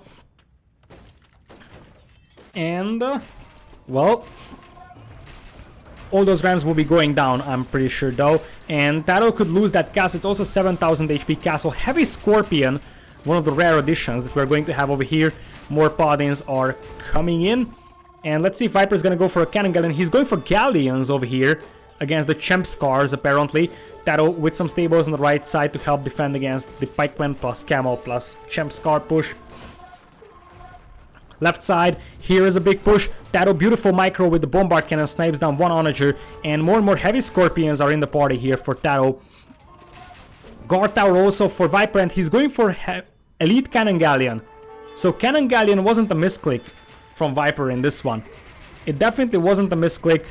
And let's see what the Scorpions can do. Onagers coming in here as well, but Onagers will be within the range of the castle, so the castle can just clean these Onagers up pretty easily. Look at that, that's beautiful micro again by GL. Onagers are going down, few Scorpions will die, but this is still okay for GL. On the right side, there's still more Paladins. And let's see if Viper is gonna go for those Cannon Galleons. He wants to, but he's pop-capped right now. Viper going for more and more hand cannoneers over here because he's experiencing more and more infantry streaming into his eco. Left side, more Scorpions are in the party, but Onagers are there for Yo. Oh man, this is so close. What a game indeed. What a game. Oh, look at this though. Cavalier raid coming in here from Lyx. Everybody is still close to being pop-capped. And I think this is something that GL is going to be able to clean up. Meanwhile, Galleons again here as a defense. Castle is being trapped down, and I still believe that it is Yin Yang who is getting the better push. But GL is doing an insanely good job at just defending. Transport ship! Viper is actually making a transport ship. I'm not sure if that's a misclick or not, but I could imagine TaToH transporting like, what, 10 Paladin over here, although I'm not sure if that's actually more viable than just running through the map, but we'll see what the transport ship is actually doing. Some raids over here, and in the meanwhile, on top of this hill, the castle from TaToH goes down. Onagers again in the party, but TaToH is just waiting until he gets Paladin. TaToH redogs the left side and goes for War Galley. So we could potentially see Cannon Galleons here on the left side as well, and these markets are definitely within range. You could actually deny a trade by Cannon Galleoning down the markets. That would be a 300 IQ idea. And again, there isn't enough Halberdiers in the party here, and that's a lot of Paladins from TaToH. Again, with the extra damage against the Arbs, they are extremely dangerous, as they're going to take down siege weapons. Now that the Onagers are gone, the Arbs will also pop out from Viper and continue to push. They are still holding the left side. Viper trying to repair that castle. Quite a lot of hand cannons in there as well for Viper, as Galleons are also dealing a lot of damage. And the Cannon Galleon right now just dealing with the docks for now, then probably focus on the castle. Left side. That's a lot of Paladins here for TaToH, and if they can keep the hubs away from the Paladins will deal with Yo's Arbs. And if you just take a look at this one from TaToH, he's going for Galleons, soon to be Cannon Galleon. If they can take these down, I think that is actually game victory by Yin Yang. Or by GL over here. Look at the Arbs and hand cannoneers just melting everything in their path. And, well, the Cannon Galleon is still standing. There's multiple Cannon Galleons here for Viper. Looks like, thanks for the sub. Welcome. Hopefully you're enjoying this, but I'm pretty sure that if you are here for Age of Empires, you're enjoying this because this is a sick game. So, left side fire ships from TaToH as well. We are gonna have Cataphract coming in here from Mr. Yo. Apparently, even Cav Archers. Yo is literally using the entire Byzantine tech tree. Cav Archers, Cataphracts, Arbalest hubs. And honestly, the army for GL is actually running short here on the left side. Yasama Towers from the Viper as a defense. Look at that. That's just so great. from him. And in the meanwhile, cannon galleons are taking this castle down. The walls here are finished, but on the right side, it is GL counterattacking now. Let's see what TaToH's gonna do. Fast fire ship on the way for Yo. He isn't giving up on that bond. And, well, Yin Yang is still in this game. Now, the orbs running into the Asama towers isn't really great because they're going to lose considerable numbers, but it's 4 bombard cannons melting the towers. TaToH will regroup with the Paladins and then probably try to fight this one again, but that's a lot of hubs as well for Mr. Yo.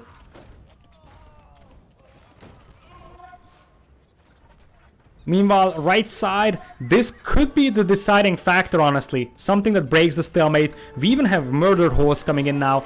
So, the castle going down over here. And this is the moment where I'm saying that you should be able to reach this market, but not sure about this one. But if you can do that, that could hurt the trade of Yin Yang quite a bit. This lake is a little bit more important, I would say, because the trade here is closer to the shoreline. But now they can rebuild here at the back. Look at all the trees they chopped down in this long game. Oh man. I can hear them saying, who put this map in the map pool right now? Oh man. Transport ship! Viper is transporting orbs! Oh, look at this. Look at this, and now the Policide is gone over here thanks to the cannon galleons. Orbs will actually march into the trade. It's not a huge amount of orbs, so you should be able to clean this one up. But it's actually a lot of annoyance. On the left side though, it is GL's trade being heavily exposed to the archers' aggression and the halberdiers. Left side, Byzantine fast fire ships should be able to melt TaToH's fleet over here. Orbs gonna get cleaned up here quite badly without losing basically anything. Cannon galleons could still deal with the markets, at least. Defensive castle coming up here for Lyx. He is not giving up. He is not giving up. And in the meanwhile, on the left side, we have a stronger and stronger push from Yin Yang, but without cavalry support, the orbs will just melt this army. And now it's only halberdiers, so the army here from Yo has to pull back. Yo's push is great indeed. In fact, I still believe that Yin Yang is in a better spot in terms of being able to push. It is just GL defending so well, but with cannon galleons and galleons on the shoreline over here, what I could imagine for GL is opening this side up with the galleons. And if you can do that, you can just run inside the trade all day, all night. There is no way you can defend the right side here for Lyx if these cannon galleons and galleons are there. And on the left side, TaToH is also holding this one quite nicely. Oh boy, this game is still so close, but look at the army numbers now.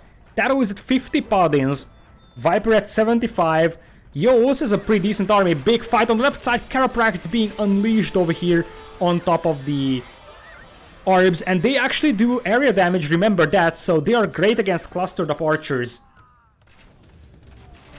Oh man, this push is huge, and there is nothing that TaToH can defend with right now. Look at all that power, rams, trebs, chiropracts, cavaliers. On the right side though, we have TaToH slowly marching into the trade, and they are taking down the markets. Lyx indeed lost the castle to the cannon galleons, but how is GL going to stop this big blob of army? GL still has quite a lot of units available, but Viper will need to transition his entire army from the right to the left. Look at that stream of just hand cannons, arbalasts, but even then, this is insanely hard to clean up. Castle here from TaToH falling, and we could actually see Yin Yang evening it out. There is also TaToH running into the eco, but TaToH is down to 174 population, the lowest in the game right now.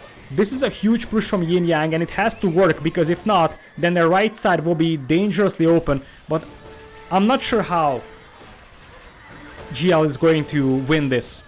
I'm honestly not sure. Look at that. TaToH is just losing so much here. Still 144 villagers for Lyx, 124 for TaToH. It's not the end of the world, and they might actually be able to clean this one up. In the meanwhile, we have some raids on the right side, but it's definitely GL on the back foot right now. Surprisingly, they still have the score lead, but they did lose quite a lot over here in this one. Viper coming in here with the orbs, and TaToH is down to 24 military. TaToH is down to 135 population. Now this is going to be insanely hard to hold, because TaToH has lost so much in this fight, and he needs some time to reboot into this game. And well, The thing is that Yo is going to lose quite a lot of trebs over here though, so that's actually a huge amount of resources going on the train.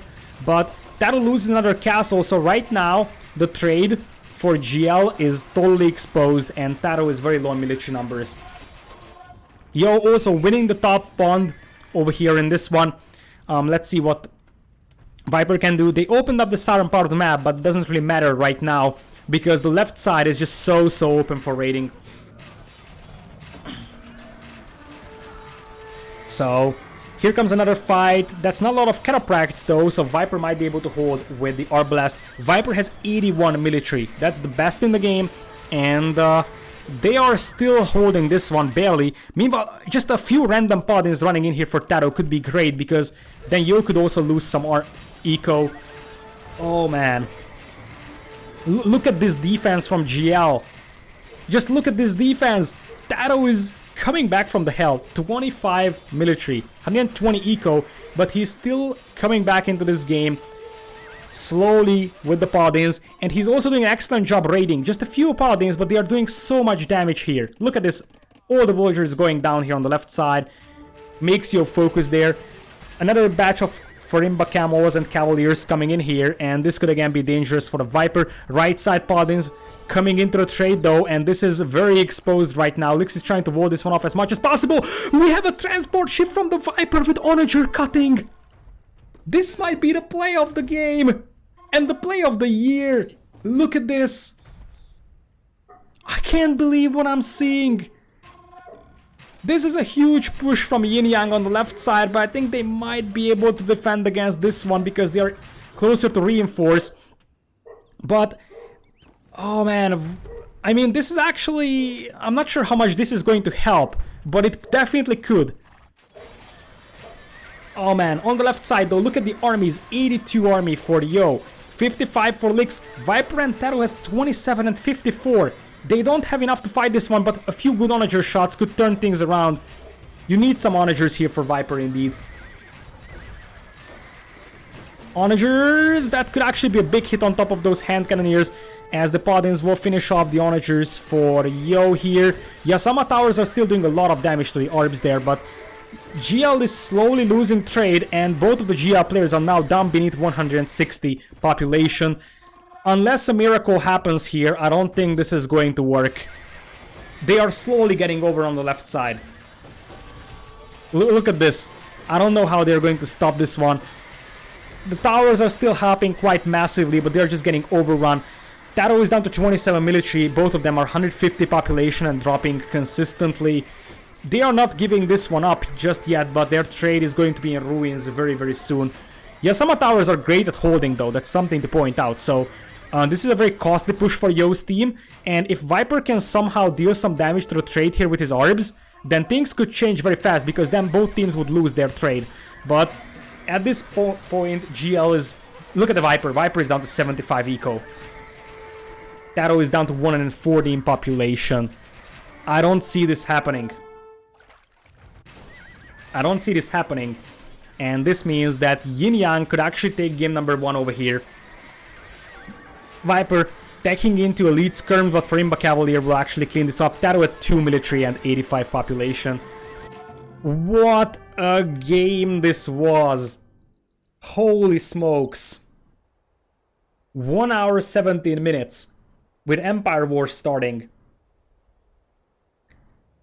Well, you can call this map stalematey, but it might be the case. But honestly, this was just a crazy game, and one of the rare occasions when we have seen some very long games in this tournament. Usually the games are pretty fast. This was a rare occasion when we have seen a massively post-Imperial series with huge swings. When TaToH was winning the war here, I thought that he could actually just take down the markets and win the series here. There were so many swings in this one.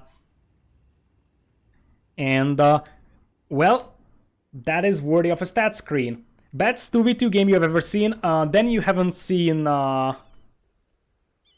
two pools, 2 finals. Wait, no, 2 pools tournament 1. Grand Finals Regicide Fortress game. That was probably even better than this, believe it or not.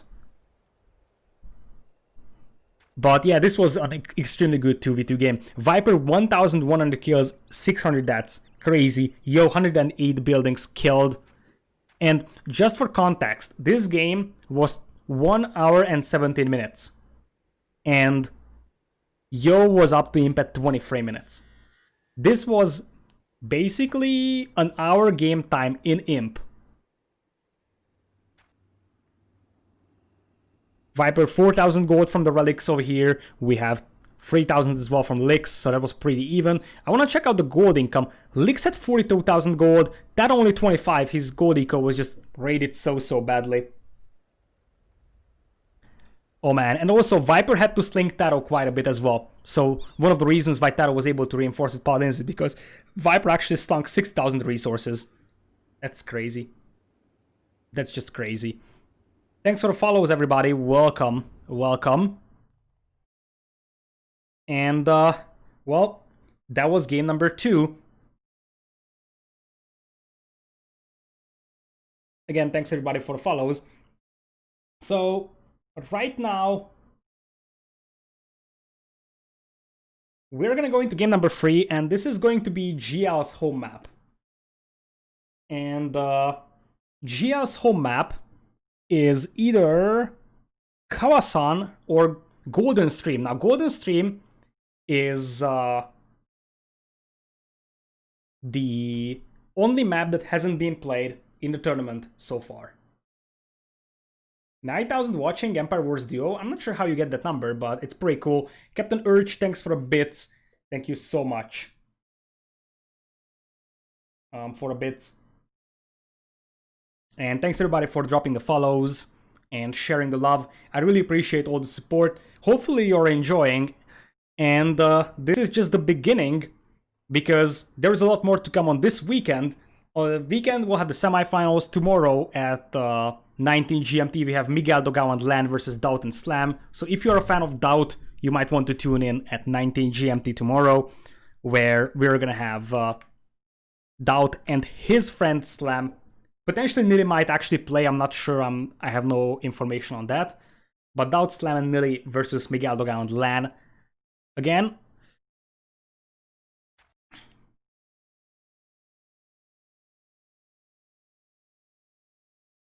so apparently Jordan is not coming back for this game, so we're gonna have TaToH and the Viper playing this through. Let's take a moment to take a look at the draft, and the thing is that I still believe that Secret is in a better position.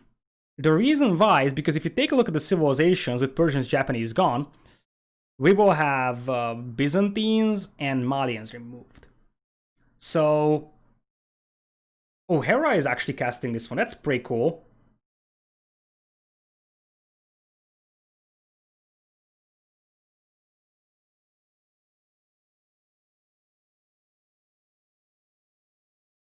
So, if you take a look at the draft right now, Yo's team is running out of cavalrycists. They still have Teutons and Cumans and Berbers, I guess. But Berbers without Paladin, Teutons can only be used on Gold Rush very efficiently because it's a slow cavalry civ. On the other side, you still have Huns, Indians, and Spanish and Lithuanians available.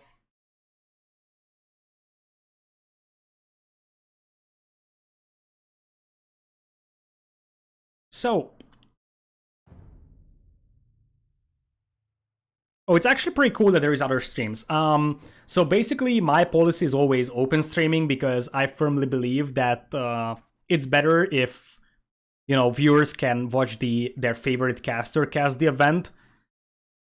It's just easier for everybody. It's better for everybody. So I don't really force anybody to listen to me over here. But I do really appreciate everybody who is here. We have 500 people. And yeah, there is probably quite a lot of audience in China. It's very hard to take the Chinese audience into account because it's very hard to get reliable statistics from Douyu, but totally true. Chinese probably also have a very good viewership over there. Yo is probably streaming, Lyx, maybe Vivi. Do you remember Yo+Lyx versus Miguel Dogao and Lan on Gold Rush? Wasn't it Yo and Lyx versus Fire and Goku? I remember that game, and that was a sick game, but I wouldn't actually call it a very, very late post-Imperial game. The latest post-Imperial game that we have had in 2 pools was the Regicide Fortress game from the finals. Where can we see tournament C? You mean the brackets? Exclamation mark brackets. And there is going to be everything in that information sheet, including all the statistics. So if you're interested in civilization statistics, in case you're interested in map statistics, you can also take a brief look at that.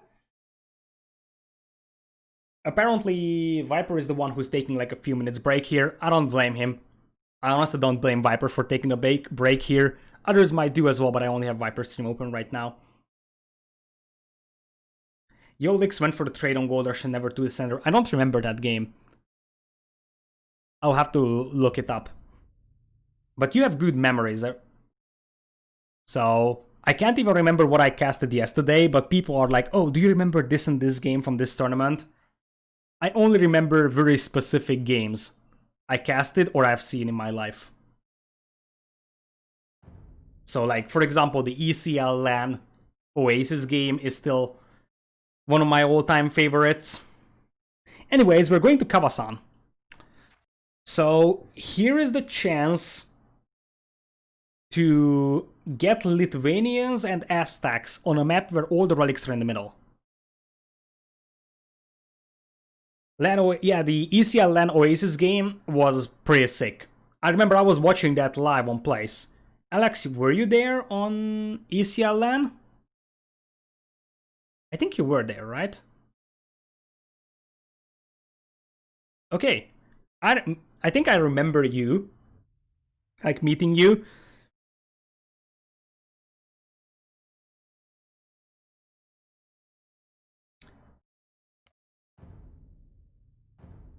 So,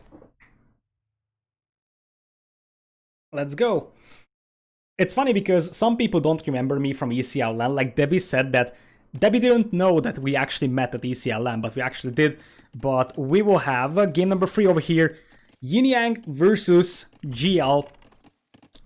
Also known as Jordan is back right now in this tournament.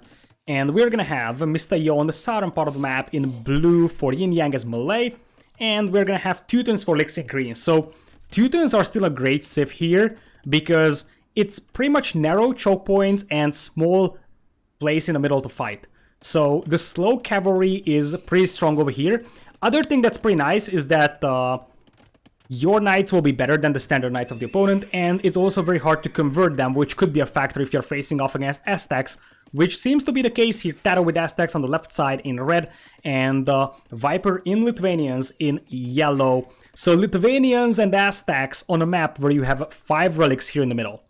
And the thing is, I just want to remind everybody that the Aztec bonus that you get with the better gold income is actually a team bonus, which means that in this scenario, what has to happen is that the Lithuanian player picks up all the relics, gets the extra attack on the Cavalier, or the Knights, and even gets the extra gold that the Aztec player would get if the Aztec player would actually pick it up. So that's not an individual save bonus, that's a team bonus. This is why this combo here is very strong. It's not going to be the Aztec player getting all the gold, it's going to be the Lithuanian player getting a huge amount of gold and the extra attack. But for that you need the Aztec, so you can actually boost the gold income of the Lithuanian player. And of course, Aztecs already have a great eco. Now, TaToH could actually leave this hole open over here on the left side, which could be dangerous in the long run. Docking the front pond, Viper is going to do some quick walls off on the right side. Same for Lyx. And it appears that we're just going to have a pretty passive game. Lyx is massing scouts at home, and so will Viper do. And it's pretty much just going to be an even fight. Viper is going to go for the fishing on the safe pond. No one is docking the northern pond over here, and neither is this pond being dogged. So, the thing is, oh boy, this could be dangerous, though. This could be dangerous for TaToH. Let's see if he can quick wall. This gate is not gonna happen. Scouts flood inside, and Lyx is going to have a great opening here. Picks off 1 villager, potentially 2 villagers here from TaToH. The thing is that TaToH does have fishing eco, and so will Yo have. The only player without fish is going to be Lyx right now, but he has Teuton farms, so that compensates a tiny bit. Still, this is not great for TaToH. Lost 2 villagers at the beginning. So, in the meanwhile, we're gonna have stone walls for Yo on the left side, who just doesn't really want to bother with the left. And I would have loved to see Yo docking this pawn instead. Because right now he has a pawn that is actually contested. And it would have been better to be on the safe pawn, because then you can just add the infinite fish traps pretty early on as well once you run out of fish. So here in this one, dropping the fish traps isn't as safe as it could possibly be on this pawn, because there is fire galleys from TaToH arriving very soon. Viper going for early foraging over here. So he's definitely thinking about delivering a punch here to Lyx, and it appears that SY is going to be fully walled here in a matter of seconds. So I guess the best Viper can do is just clean these archers up here. By the way, TaToH is still open on the left side, so this is going to be open for the majority of the game, I believe. In the meanwhile, Fire Galley is chasing down Yo's fishing eco, so Yo's investment into fish here didn't really pay off. Market walls are pretty nice over here from TaToH, and the scouts are coming in here from Viper. +1/+1 bloodlines. This is extremely dangerous here. There is +1 armor, but no bloodlines and no attack upgrades on Lyx's scouts, and it's only forging and bloodlines coming in right now for Lyx, which means that he's going to take a very bad fight, but he has to take this fight. Otherwise, Yo is going to lose his archers. This was an awful fight for Yin Yang over here. And if you just look at the militia numbers, this is just way better right now for GL. And this is the moment when you want to push forward with these scouts here for the Viper. Look at Yo's walls. He doesn't really want to bother with palisade walls. He just wants to fully stonewall himself. This would still be a great place to attack, or potentially over here. And you also have quite a lot of archers here for TaToH. Looking at the ecos, Lyx and Yo are actually pretty solid. TaToH is the lowest eco right now, because he lost 2 villages at the beginning. And does Yo know about this opening? Because if so, that could actually be a game decider. Let's see. TaToH, he's going to scout the opening, so he will actually wall this off before Yo could do anything with that.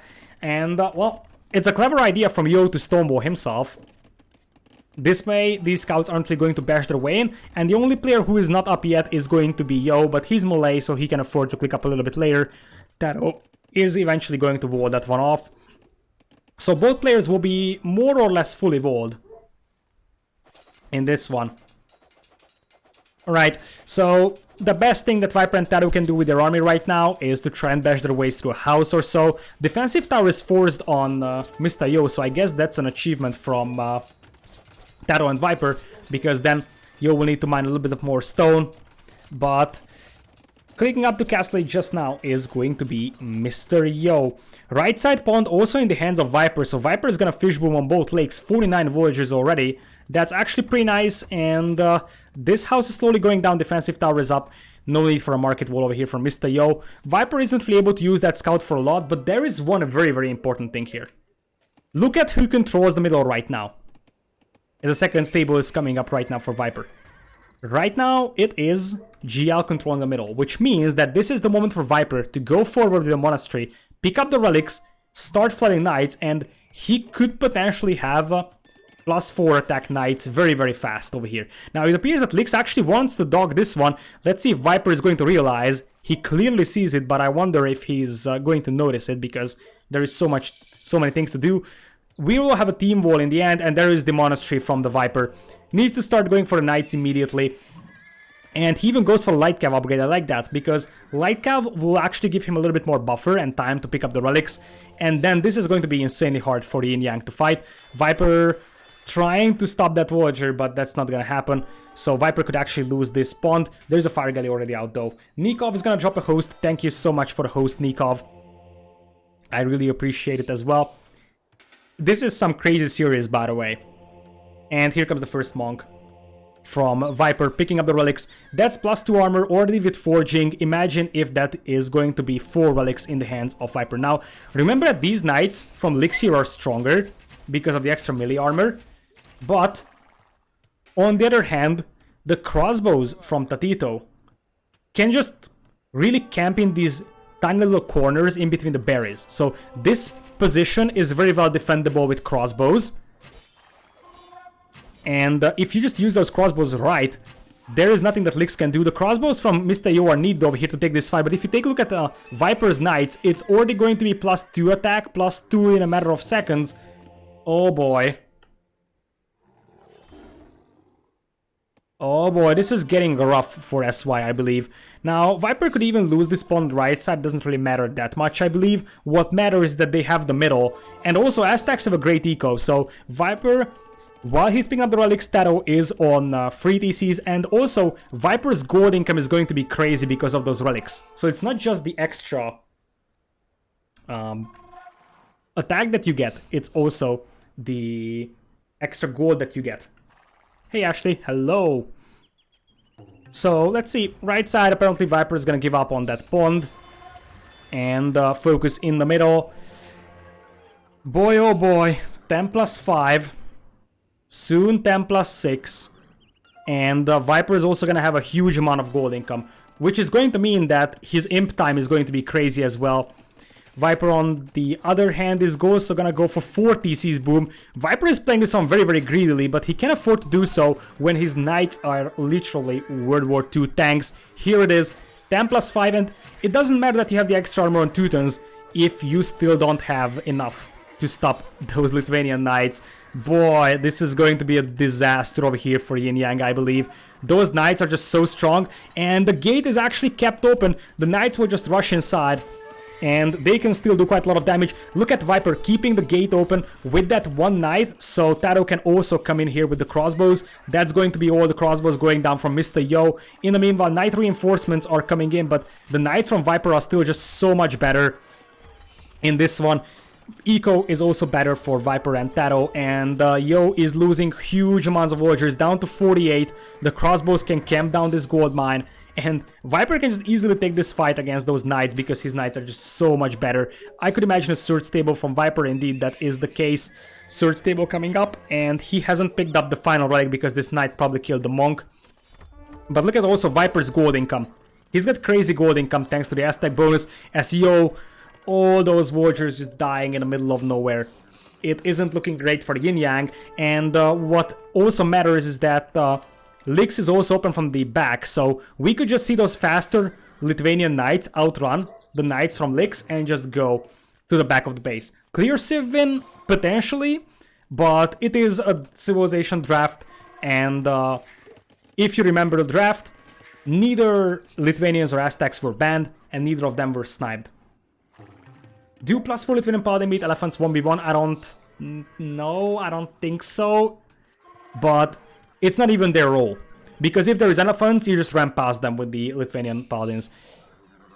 Now, the thing is that this is actually a pretty bad fight here for TaToH, but the thing is that the Teuton Knights being slow also makes it harder for them to catch up with the archers, and so we're still gonna have a pretty decent fight over here for GL, and what matters is that Viper is just keeps flooding knights. Look at Viper's eco, by the way, 85 eco, in comparison to Lyx, the other cavalry player, with 62. And, well, this looks like a game for GL over here. Knights will slowly mad, this army is gone, but I think what matters is that now TaToH has this pond over here on the left side. TaToH probably has quite a lot of crossbows.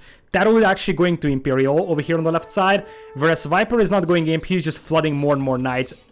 He has still 9 military only, surprisingly, and Lyx has more, but Yo's eco is so weak in this one, and you cannot never underestimate the Aztec eco, by the way, in this one, which is also insanely strong. Even without the relics. It's just crazy. TaToH is gonna go imp, and this is perfect for GL here. Basically, is the cavalry player delaying both players, and then TaToH is just gonna calmly go imp, and then potentially drop a castle in the middle, and start pushing with Arbalests very soon. Yo is nowhere close to Imperial, neither is Lyx, and if you take a look at Viper could also go imp if he stops production for a moment. I don't think he will. And yeah, like, Viper's got 100 eco now. That's ridiculous. In the meanwhile, it appears that Yo is gonna retake the pond over here, but I don't think that's gonna matter. Thumbring is there for Yo as well, but there is enough crossbows here for TaToH to take that fight. One villager castle, by the way, from Viper. Look at that. Now, this is actually a big fight. Viper will have to wall his villager in. Tries to convert a knight, but those are knights from Teutons, so that's not really going to happen. And let's see the fight. TaToH needs to take a narrow choke point over here.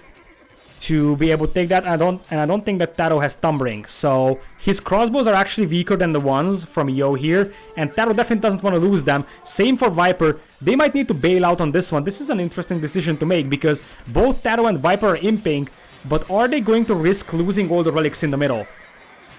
Because I think they can take this fight, but they will take quite a lot of losses, which means that they will not really have the large army numbers in Imp. Especially now these crossbows with Tumbling can do a lot of damage to the Knights. And there's more Knights coming in here. As I said, I think Viper and TaToH will be taking a lot of losses here. But it appears that they want to make sure the relics are there. Viper is going to send a lot more warriors to go and get the castle up. And TaToH is up to Imperial, going with Bracer and Arbalest in a moment, in even chemistry. Now Viper, apparently he is going to just pay a tribute to TaToH over here with that TaToH castle, because that's not really going to happen. Did Jordan at least play one? Yes. Game number 1 where GL actually won, it was Jordan playing, and Jordan was playing very good in that game, in fact. So now this is going to be where Snowball starts, once Arbalest and Chemistry comes in here alongside Bracer. These guys will melt the Knights, these guys will melt the crossbows, and Viper is gonna have Lithuanian Cavaliers with all the relics needed. I think basically this is where it ends. Yo is going to resign. He knows exactly what's happening. He didn't even wait until Viper was Imp. He knows exactly that TaToH alone could just snowball this one, because from this point on it's Arbs and Viper can just stay with the Knights. This is insanely strong from GL. Somewhat of a Civ win, I totally agree, but it is based on the Civilization draft. So the only reason why Viper and TaToH have Lithuanians and Aztecs together is because Lyx and Yo allowed them to do so. Viper 88 kills to 61 deaths. TaToH kind of similar statistics. I just want to point this one out, okay? 23 minutes game time.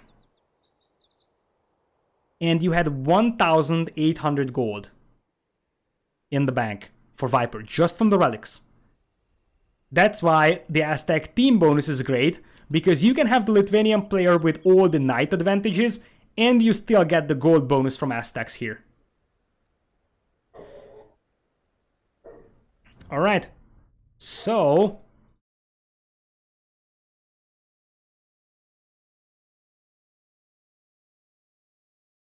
here it is.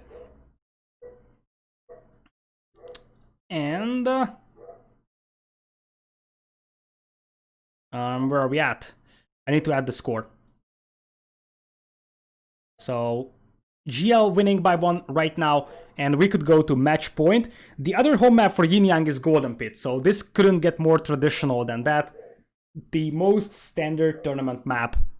Well, it's not necessarily most standard, sometimes it's Gold Rush, but you get what I mean. It's a pretty standard tournament map, and Lithuanians Aztecs are gone right now for Jordan is back, and we also have Teutons and Malay gone. What we are left with is potentially Mayans for Yo, and I guess it has to be Berbers.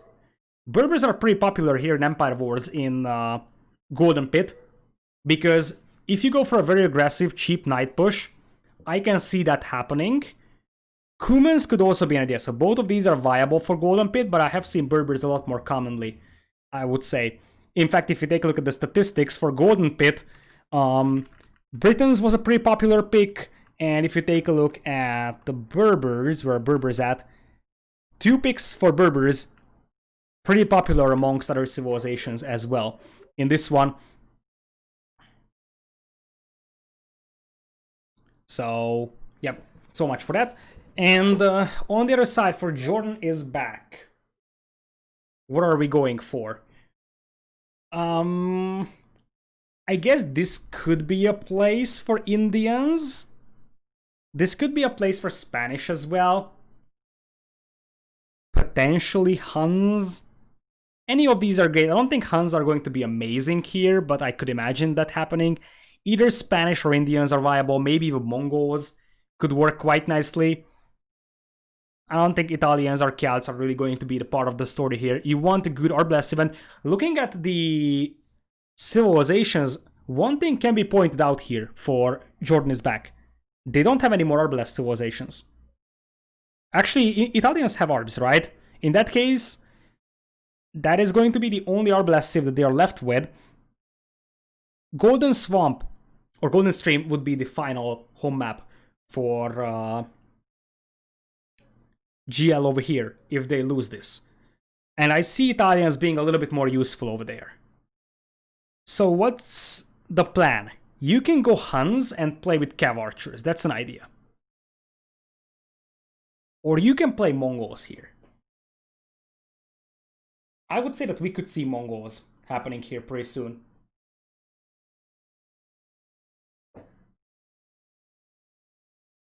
Mongols and Italians have Arbs. Yeah, but you don't want to go for Arbs with Mongols though.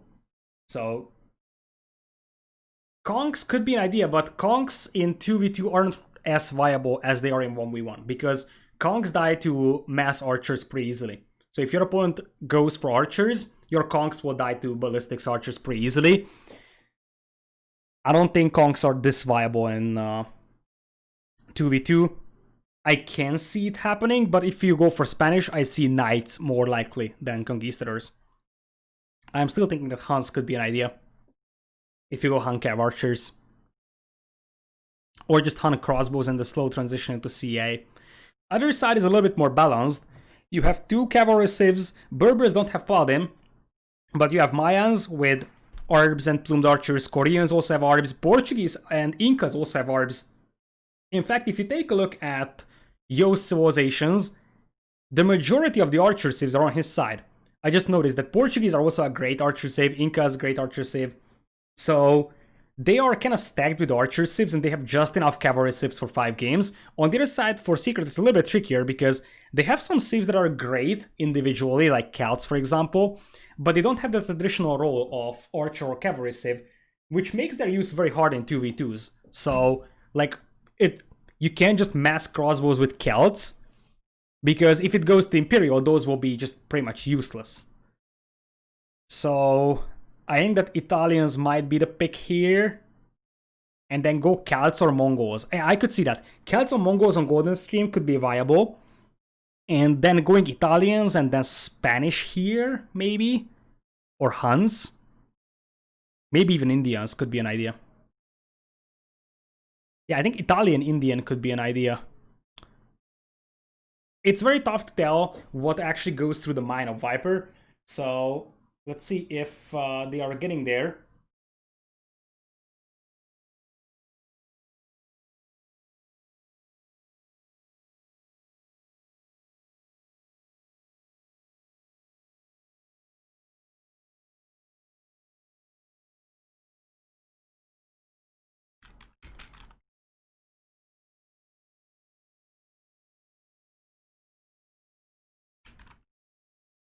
All right, so with that in mind,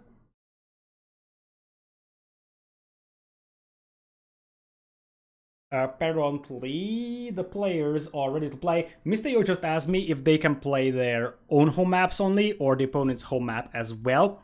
And they can only play the opponent's home map according to the rulebook, so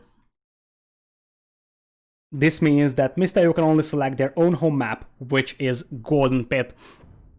I wonder, like, I assume that the reason why he asked is because he was considering playing Golden Stream against GL over here, which is a legitimate decision, I would say. In fact, I could see that happening, but it appears that we're gonna go Golden Pit.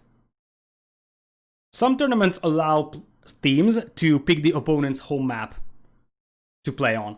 That's actually a true thing. So the losing team is going to be able to pick from either his home maps or the opponent's home maps. That's actually sometimes done in tournaments, but in this one it's just pretty standard. You have your own home maps because you want to play on those, so you're using your own home maps in this one. Alright, players are getting ready, and apparently, as I see, Viper is gonna go Mongols. So the questions are answered. Our Archer Civ here is going to be Mongols.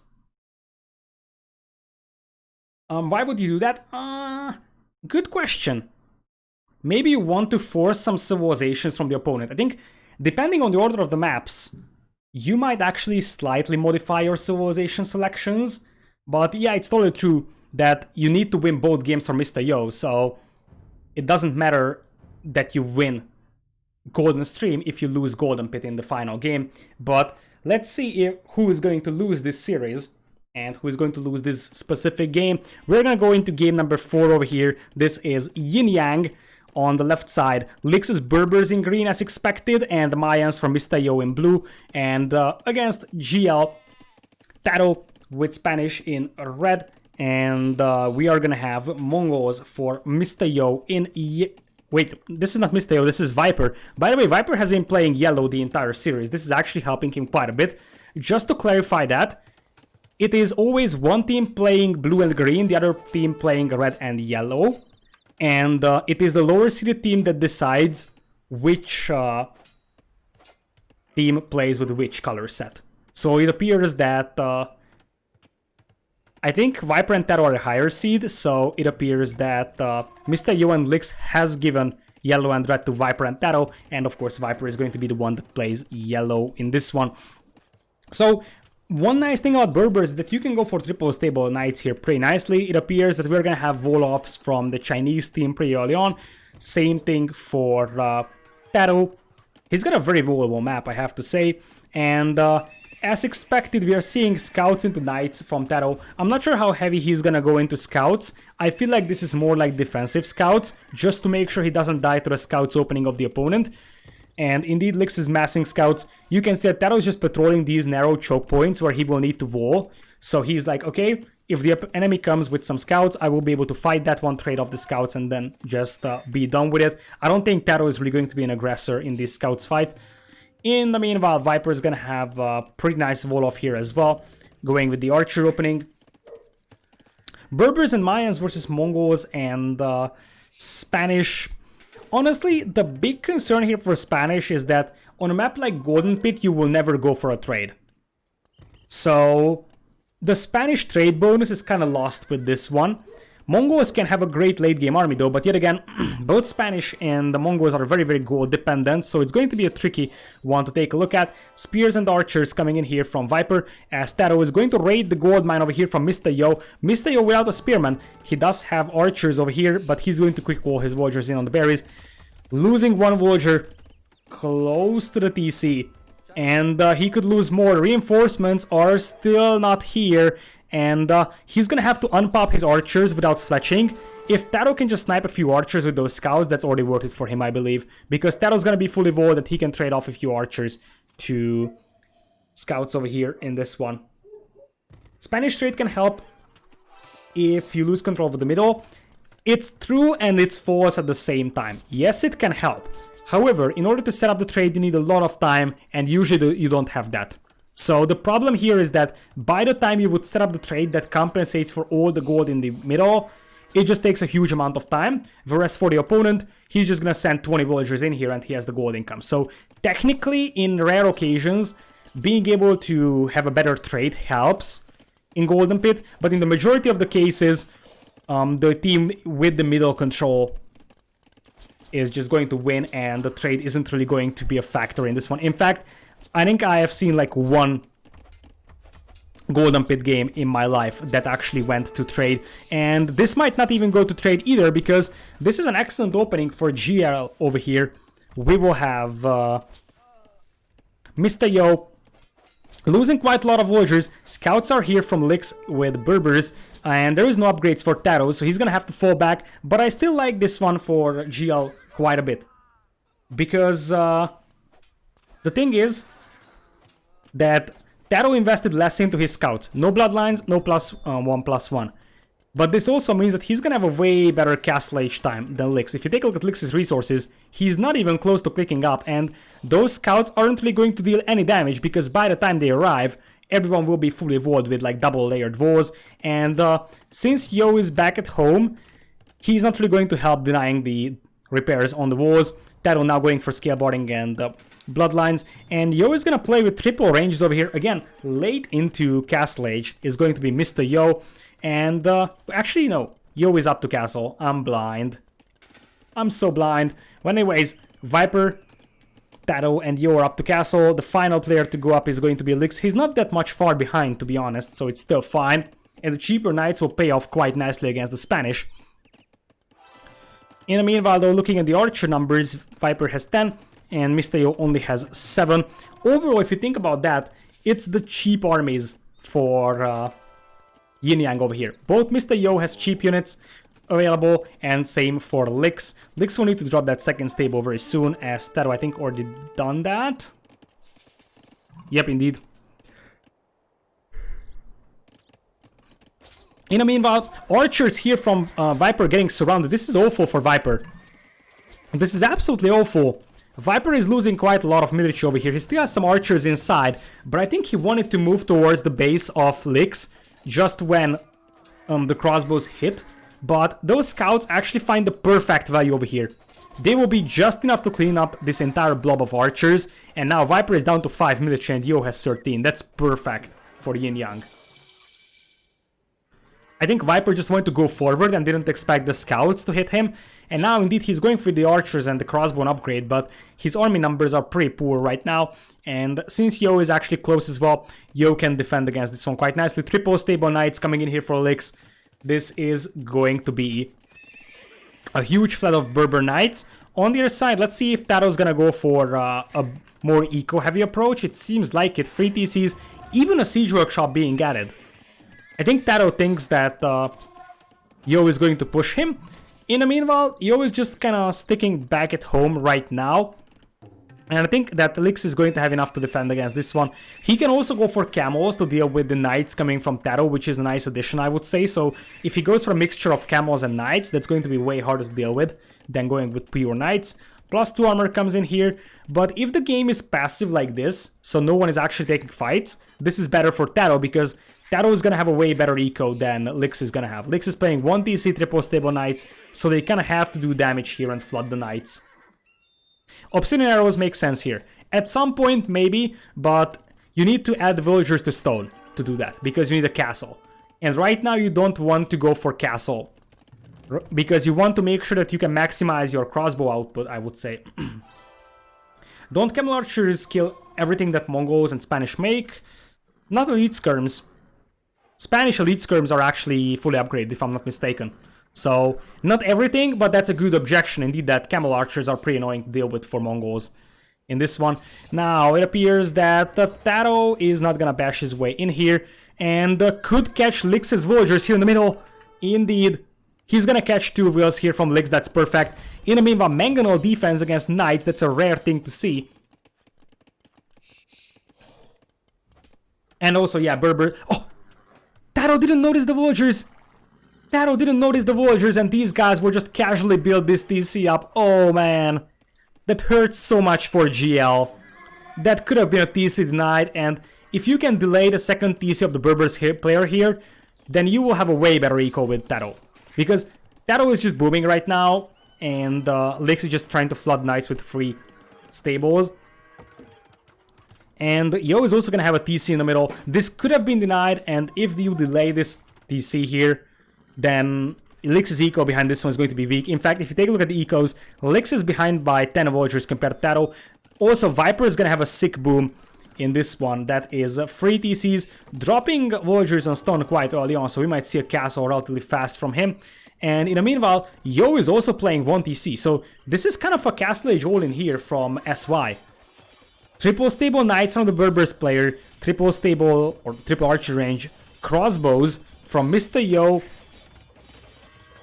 And, oh, the mangonel from Viper. Yo is going to realize what's going on, so he's going to fall back forward. Siege Workshop from Lyx over here. They're going for the ranges of Viper, which could actually slow down his crossbow production. Remember that with Mongols, ideally you want to transition into Mangadai at some point, but that's a slow transition, and you need to defend with something against that. Anyways, another TC coming in here from Lyx. And that's a lot of knights, +1, +2 on those. TaToH only has +1, +1, and that's actually pretty bad. Because TaToH's knights could die to crossbows pretty easily over here. Mangonel comes in from Lyx to continue to push, and Viper's gold here is also pretty exposed. Stone at the back for Viper, he has 14 on stone, he wants a castle so badly. I'm not sure where, he might actually just castle the middle. Nice mango shot over there from the Viper, I think it was a 1-for-1. And these knights could get trapped here so badly though. Viper might need to delete the house. I think that's the plan. TaToH is probably screaming, Viper, delete the house and help me, because he is trapped here as much as it is possible to be trapped. Now Viper or TaToH also has the +2 armor, and I'm not sure who is winning this fight. Mangonel comes in here for Lyx. TaToH is gonna lose all his cavalry. And, well, Viper could lose his ranges, and if Viper loses his ranges, he doesn't have military production. He's having a huge amount of villagers on stone, so he will transition to Mango Dice in the long run. Meanwhile, for TaToH, he's got 80 villagers in comparison to 61 from Lyx, so Yo and Lyx are really on a timer. They need to do damage very soon, because they're committing into this push, and they're kind of sacrificing their long-term economy. In order to do that, that's a huge mango shot from Viper. And also, as I said, if the ranges go down, as Viper is going to go for a defensive castle here, I love the spot. It's just going to prevent this push over here from ever happening. But on the other hand, Viper is potentially losing this gold mine over here if the Mangonels continue to pressure it.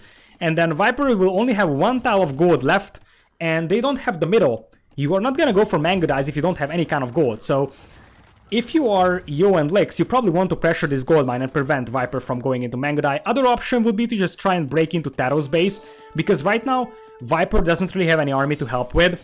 Even the crossbows are pretty slow moving, so that's not going to happen. And as I said, right now Viper is going to run out of gold pretty rapidly over here. 300 gold left in that gold mine. The micro with the Mangonels. Nice job from Lyx, but he's still going to lose the Mangonel. And we have a pause. We have a pause over here. So, okay, it seems to continue. There is no opening over here, but the Knights will still flood in, pick off a few villagers. Viper and TaToH still ahead in economy, and there is more Mangonels. TaToH, this is a great move. He's going to pick off that Mangonel, delay this push. All they need to do is just delay the push right now and allow Viper to slowly add Mango Die over here. He's going to have a second castle very soon. The problem is that they are just unable to get any kind of foothold in the middle, so right now it's Viper and TaToH on a timer. This kind of castle age heavy play could pay off for Yo and Lyx if they can deny Viper and TaToH from gold in the middle, and that seems to be a possibility right now, because if you can take a look at the middle, there is absolutely nothing there. Would love to see some outposts from Yo and Lyx, as they're apparently switching focus and going for TaToH, who doesn't really have a huge amount of army, 60 in military only. So they could potentially break in here. The problem is that the TaToH is on his way to Imperial. Who won Aurora versus Sneakov and MBL? No spoilers, please, because I haven't casted that series right now. So... yep. No spoilers. Anyways, so TaToH is up to Imperial. We also have...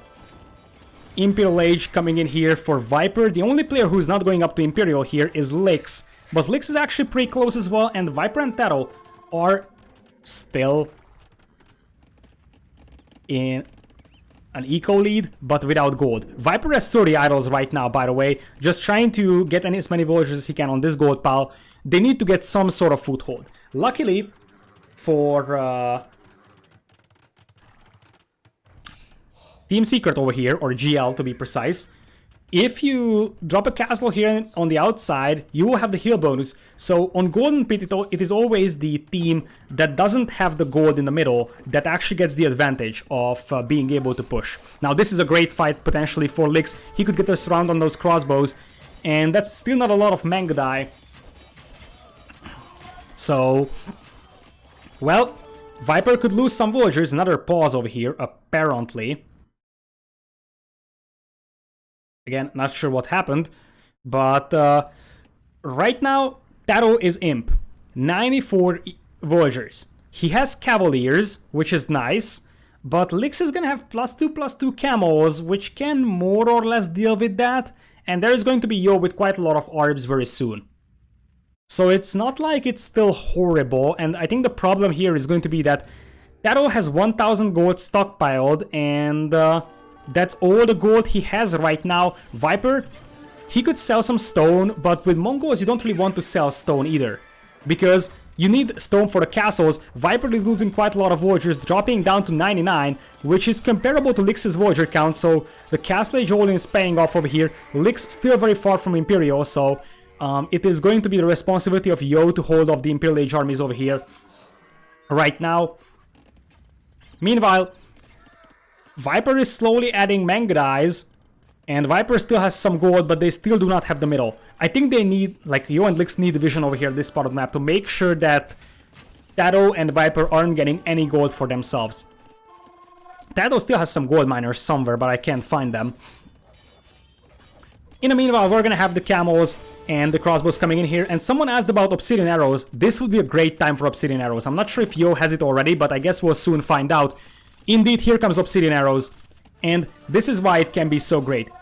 When you have a big blob of orbs, as we're gonna have a fight here, that's a lot of cavaliers, but there is camels around and there is orbs. I think if you actually use this narrow choke point, you can potentially take that, and Lyx just needs to go for full camel here in Castle Age and just flood the map with camels. It's not going to be an easy fight, as Viper gets a castle up in the middle, though. This could be a game changer. As I said, I think Yo and Lyx realized this way too late. I think they just realized that there is a castle up over there, and this could turn the entire battle around. The problem is that that's a lot of orbs, and right now TaToH is running for his life, and it's plus 2 camels against cavaliers. Not the greatest of all fights for the cavaliers, especially if there is Arbalest supporting. So I think that Yo and Lyx really needed vision in the middle, because now Viper is able to get some gold, but probably we're gonna have traps coming in here from Mr. Yo and the Paladins. This is what TaToH was waiting for. That's a lot of Paladins. I think this battle is going to decide the outcome of the game. If Yo loses his army here, SY might be out of the event, because then Viper has gold and SY is gonna have 0 army in this one. That's a lot of orbs though. Obsidian arrows doesn't help here, as Yo is trying to retreat, pick off as many cavaliers as he can. I don't think he's going to have a massive numbers of Arbalest left in this one. Where is Lyx in terms of Imperial time? Lyx is going up to Imperial, and he could still have cheap Berber camels, and Yo is still holding this one. And Yo can remass his orbs here. In fact, Yo still has 48 military, and he's melting stables here and houses. I think that Yo is getting the maximum out of his army that's possible. So, narrow choke point fights. In the meanwhile, in the middle, there is actually quite a lot of traps. Paladins for TaToH trying to snipe down the traps, but Yo has Arbalest defending. There is quite a lot of camels defending, so it's not really going to be cost efficient, and Manga Dies without the elite aren't really super great. And look at that. There is going to be still quite a lot of orbs here. A lot of those Paladins are still weak, so Yo can actually still take a good fight here and potentially harass the eco of TaToH. Meanwhile, Camel is taking a premature fight here. I don't like this, but it appears that they just want to make sure that Viper is off from gold. And it appears that Viper and TaToH are getting pushed off from gold. And, well, that's some Manga Die with imp upgrades, but no elite.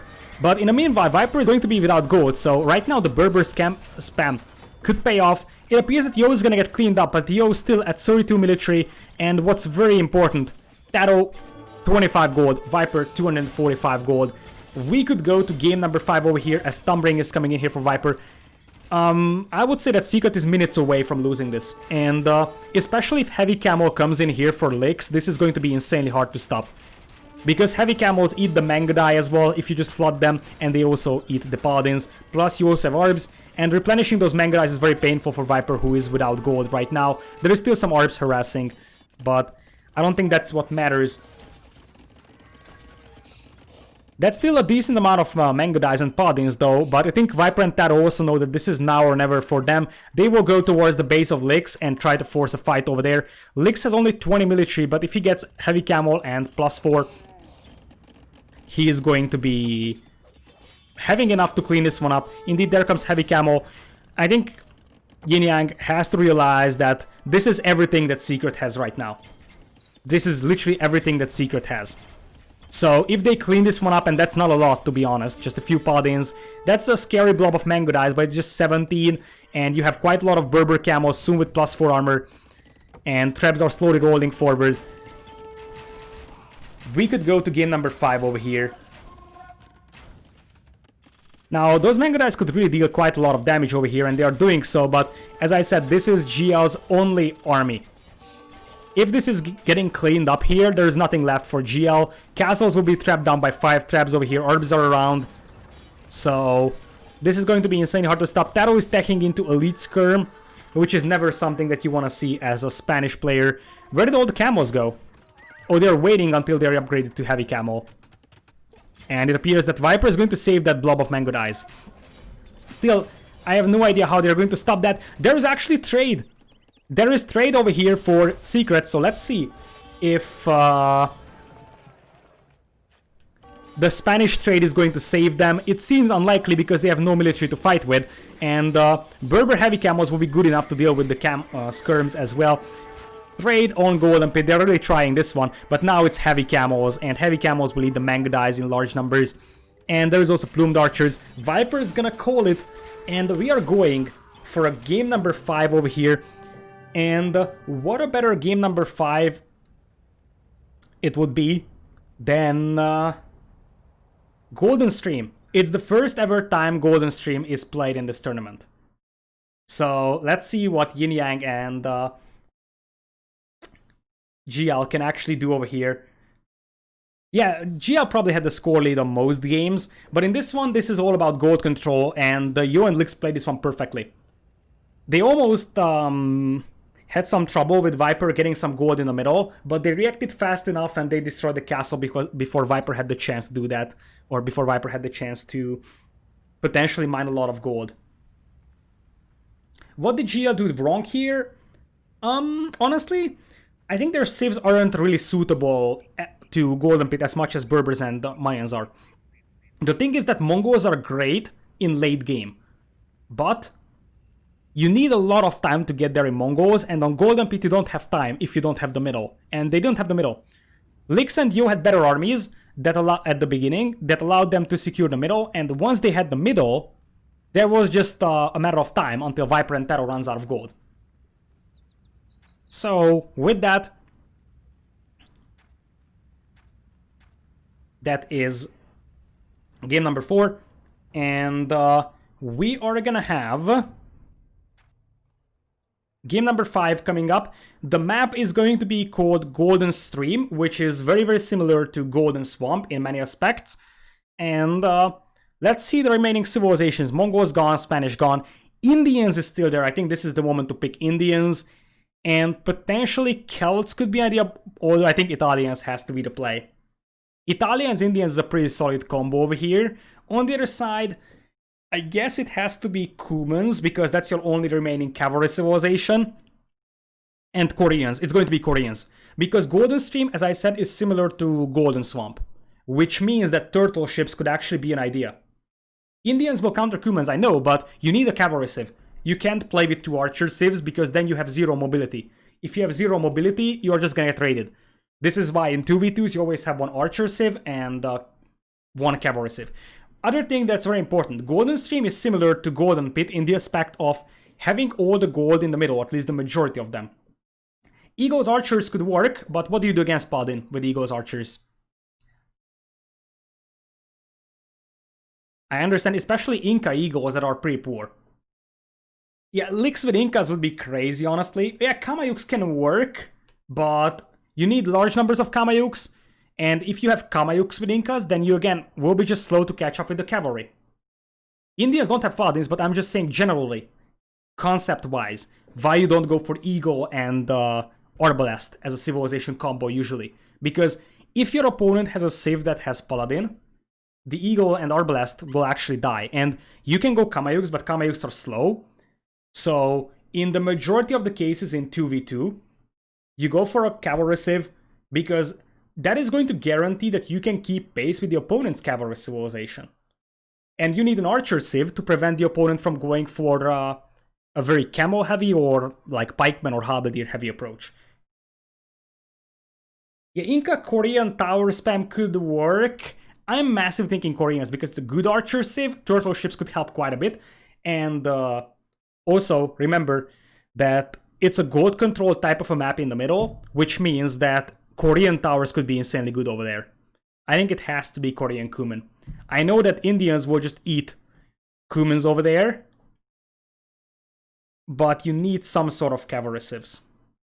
Otherwise you're just getting outrun by your opponent. So even if you don't go Kumans here, you go Incas, you're just getting raided by scouts at the beginning.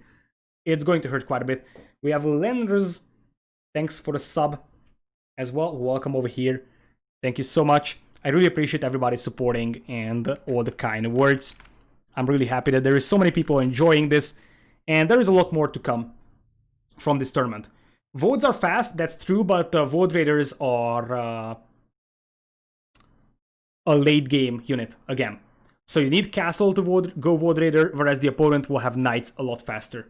Same thing as, let's say, plumed archer versus archer.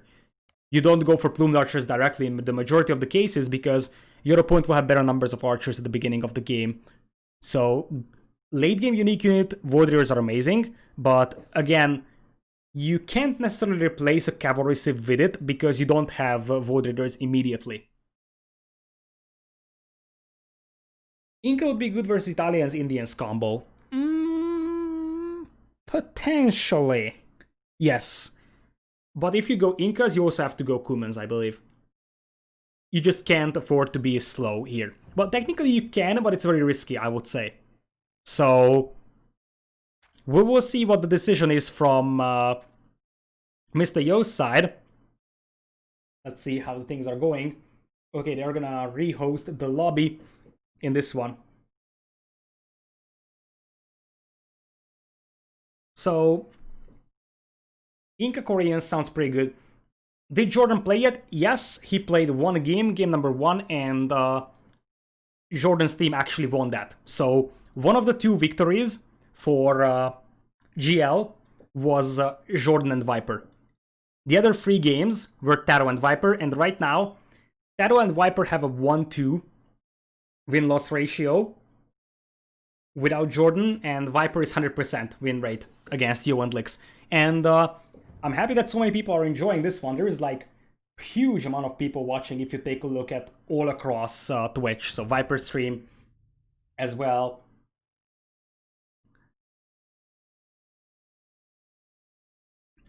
And as I said, this is just the top of the iceberg, I would say. You think Jordan is in shape for KOTD3? Tough to judge. He played good today, but it was just one game and it's not a 1v1 scenario. I think he's getting in shape, but I can't actually approximate his 1v1 skill right now, I would say. Cumans can 2TC boom in this format, and without that they have no eco bonus. That's totally true. You don't necessarily use Cumans here because of their eco bonus. You use them just like you would use as Magyars. Magyars don't have any eco bonus either. And they are still picked pretty frequently for their paladins. So yes, you don't have an eco bonus, but you still want to have fast cavalry. Or at least some sort of cavalry. Yeah, Magyar get free attack upgrades, but that's not an eco bonus. It's a military-related bonus, and Cumans also get a military-related bonus. They have their faster cavalry at the beginning, which is pretty important. So it might not be as significant as the Magyar bonuses in terms of early power spikes. However, the core concept remains. You pick Magyars partially because they are strong in early feudal and early castle, but also because they're a paladin civ. And you don't have a lot of paladin civs remaining because there's a lot of civilizations already being used here. So if you think about the fact that it's 4 games and 4 civilizations for each team in every one, that's already 16 civs used up, plus there is some bans, so you will end up with not having a lot of good cavalry civilizations remaining by the end. Now, it's important to mention that on Golden Stream, the players spawn very, very close to each other, so it's much easier to help your teammate. By the way, that's the other thing, why you need a cavalry civ for 2v2s.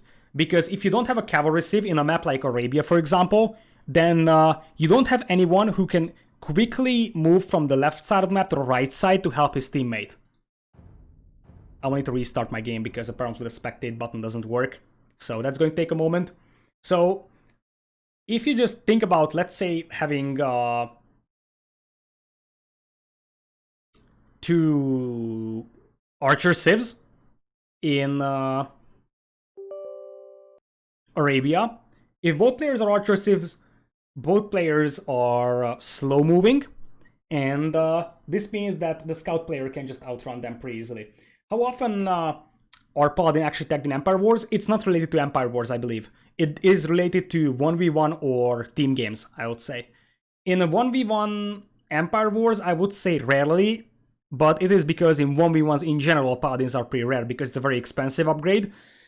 In 2v2s and team game setups, I believe that it can be a lot more frequent, but it depends on how long the game is, basically. You tech into Paladin if the game is dragging out to be long, and that is completely independent of Empire Wars. So, for example, if the maps in this tournament would be a lot more vulnerable and less open, then you would probably see a little bit more Paladins as well, because the later the game goes, the more chance you have for Paladins, I would say. So I don't think it really matters that it's Empire Wars over a random map. What matters is that this is 2v2 against 1v1. And in 1v1 you don't really tech into Paladin because it's very expensive, and usually games don't drag super long. Like, there are some games, of course, where you see Paladins and super long games, but in the majority of the cases, you don't see Paladins in 1v1s because it's a big investment, and usually games are decided by the time you get there. Alright, so let's get into this one. Golden Stream coming in here, as we are gonna have Mr. Yo+Lyx and Viper and TaToH matching up over here. This is game number 5, and the first time we are going to see Golden Stream in this one. This is the quarterfinals Empire Wars duo, and as I said, the two players spawn very, very close to each other, and Lyx is indeed going to play Cumans. You just need to have a cavalry sieve over here in green, and Mr. Yo is playing Portuguese, to my surprise. Now that's new. I actually thought Koreans would be great. Think about it. Koreans with turtle ships with the towers, you can just deny the middle so well. And the only difference between this map and Golden Pit is that, or Golden Swamp, is that you have the river lasting to the edge of the map, plus the two players spawn very close to each other. So, in one aspect, this is like a mixture of Lombardia and Golden... I'm always confusing the golden names. It's not Golden Pit, it's not Golden Stream. It's actually a mixture of Golden Swamp and Lombardia. Anyways, it appears that Viper is gonna be playing Huns over here in yellow, and TaToH is playing Italians in red. So no Indians for us in this one. Somewhat surprised, because Indians could have been great. And other difference, there is also a bunch of Hunt in the middle. So you could technically play Mongols over here, but it's a pretty risky move. There isn't a huge amount of gold in this map, by the way, if you think about that. And it appears that we're gonna have Wolof on the left side from Lyx. Let's see if he's going to do a Kuman Boom or just go FC. I think that in this case, you just want to go for fast castle here, basically. You don't really want to mess around with the second TC. You will just probably be fine if you wall yourself off. The Kuman team bonus helps quite a bit over here with the stronger walls. And it appears that Viper is actually adding scouts, so is TaToH with the archers. TaToH is gonna actually make a defensive tower over here. So I think the start is better for Yin Yang, because they don't really invest a lot into defensive towers or military. It is just straight up into Castle Age, and Yo is indeed massing archers and getting close to Castle Age. It appears that Lyx is going to be lagging quite a bit behind in terms of Castle Age time, despite the fact that he's playing with 1 TC with his 14 on wood, which feels like a bit of an overkill. Delete this map? Oh, some people don't like it apparently. This is the first time it's being played in a tournament, but I'm somewhat surprised that people dislike it.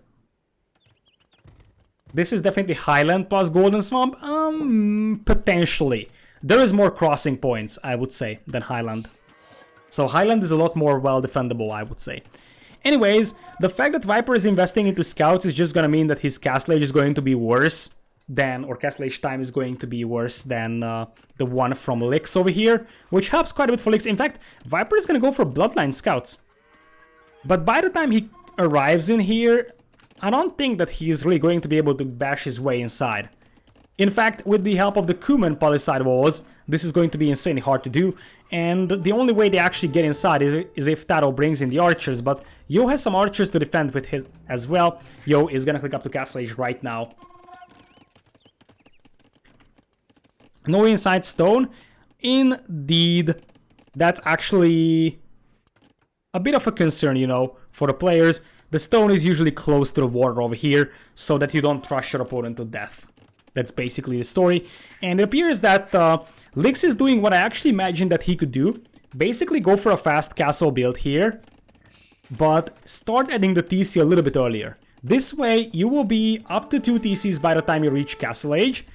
So you will have a slightly better eco than just going for a straight TC. This is perfectly fine. Oh, there is a hole!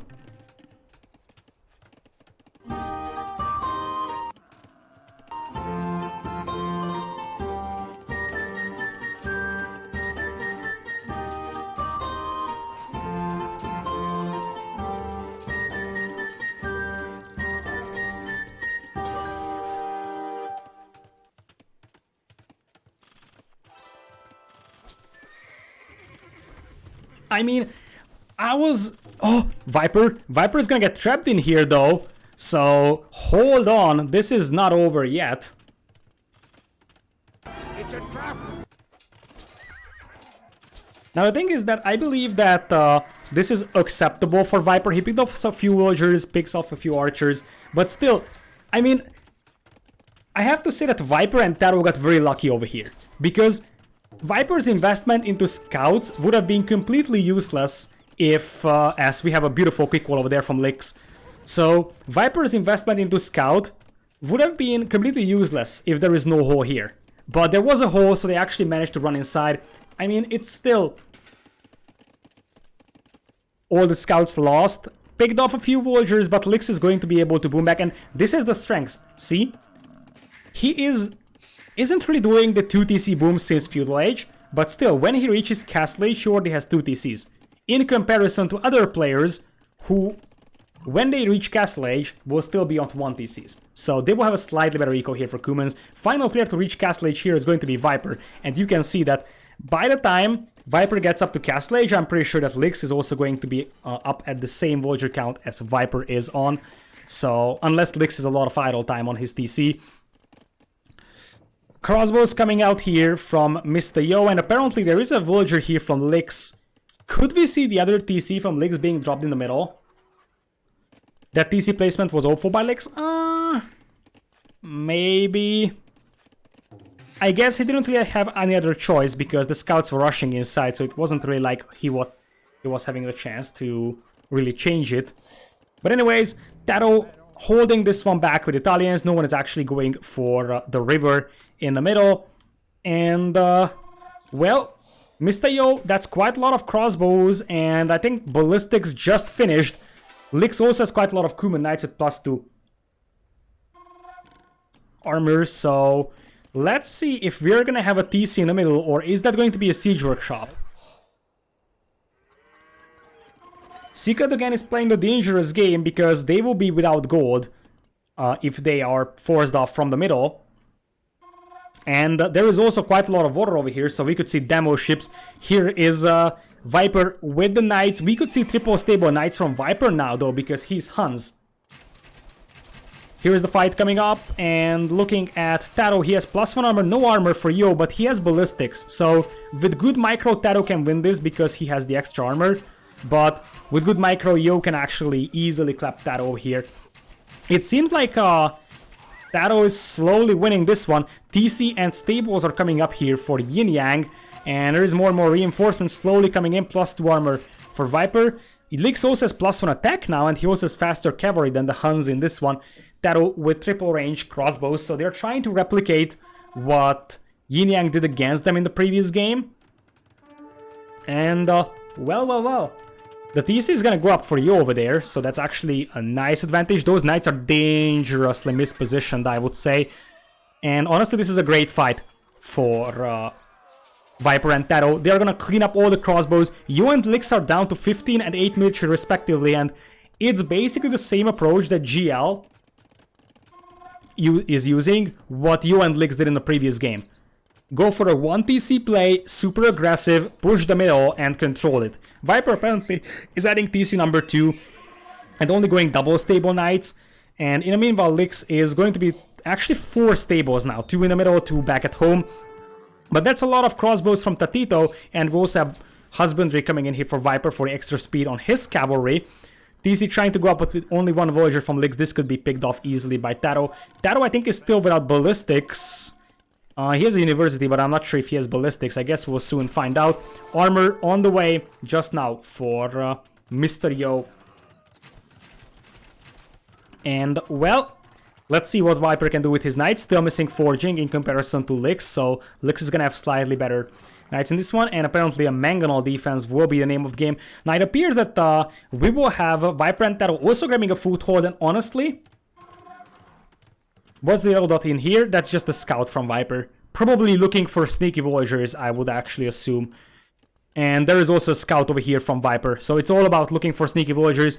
So I would say that what could happen here is that I could see either of the players dropping a castle in the middle. Let's see if anyone is on stone. No one is on stone just yet, but for GL, I could really imagine just trying to drop a castle in here, and then suddenly things could get pretty ugly for Yin Yang. Yin Yang doesn't really have a lot of gold under their control. Honestly, GL has a little bit more map control overall, but there is very, very few gold on this map. And look at TaToH! This is the Italians.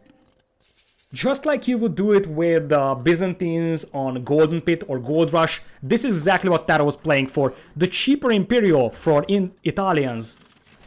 And if he doesn't lose his army over here, he's gonna have Arblast, and that's just gonna steamroll everything. So, Mangonel could pop out! Mangonel! Oh, my heart is stopping over here. My heart is stopping.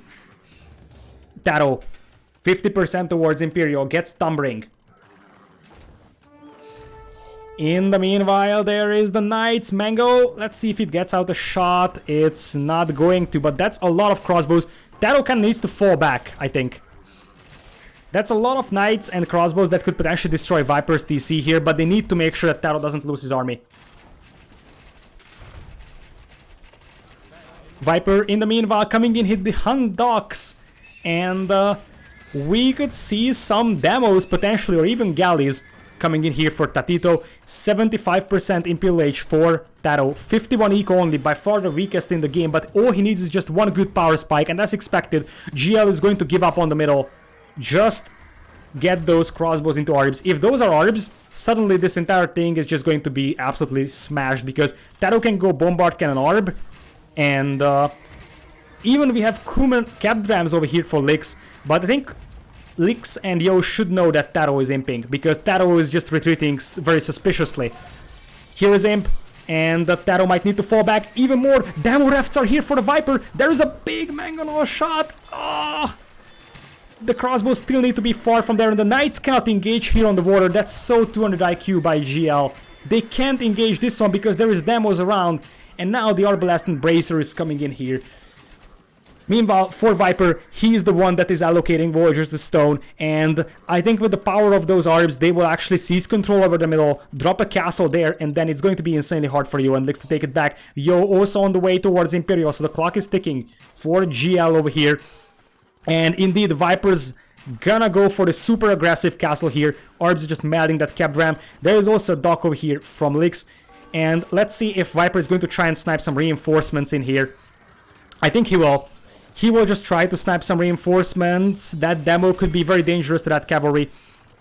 Castle is slowly going up here. And, oh, that's a lot of knights. I think that demo is just gonna hit that knight. Oh, it's on no attack. That's actually very smart from Viper. Meanwhile, Arbalest need to snipe down the Mangonel and need to take this fight. This is a fight for the series here for GL. And they should be able to win this easily. They have Arbs. +1 armor only. Yo has +2, but it's Bracer and Arbalest over here. Mangonel pops out for Yo. Yo keeps adding Mangonels here to disrupt that castle. Yo at 60% towards Imperial over here. This is just a ridiculous series. And I have to say that this tournament so far is delivering, especially this series. Oh, this is just so great. The castle is up for Viper. Let's see if we are gonna see any traps. Mangonel could pop out any moment here from Mr. Yo. Indeed pops out castle immediately, destroys it. You need something that kills buildings, either rams for Viper or potentially TaToH or some traps. You need to kill these buildings because right now Lyx and Yo still have a foothold and Yo is 86% towards Imperial.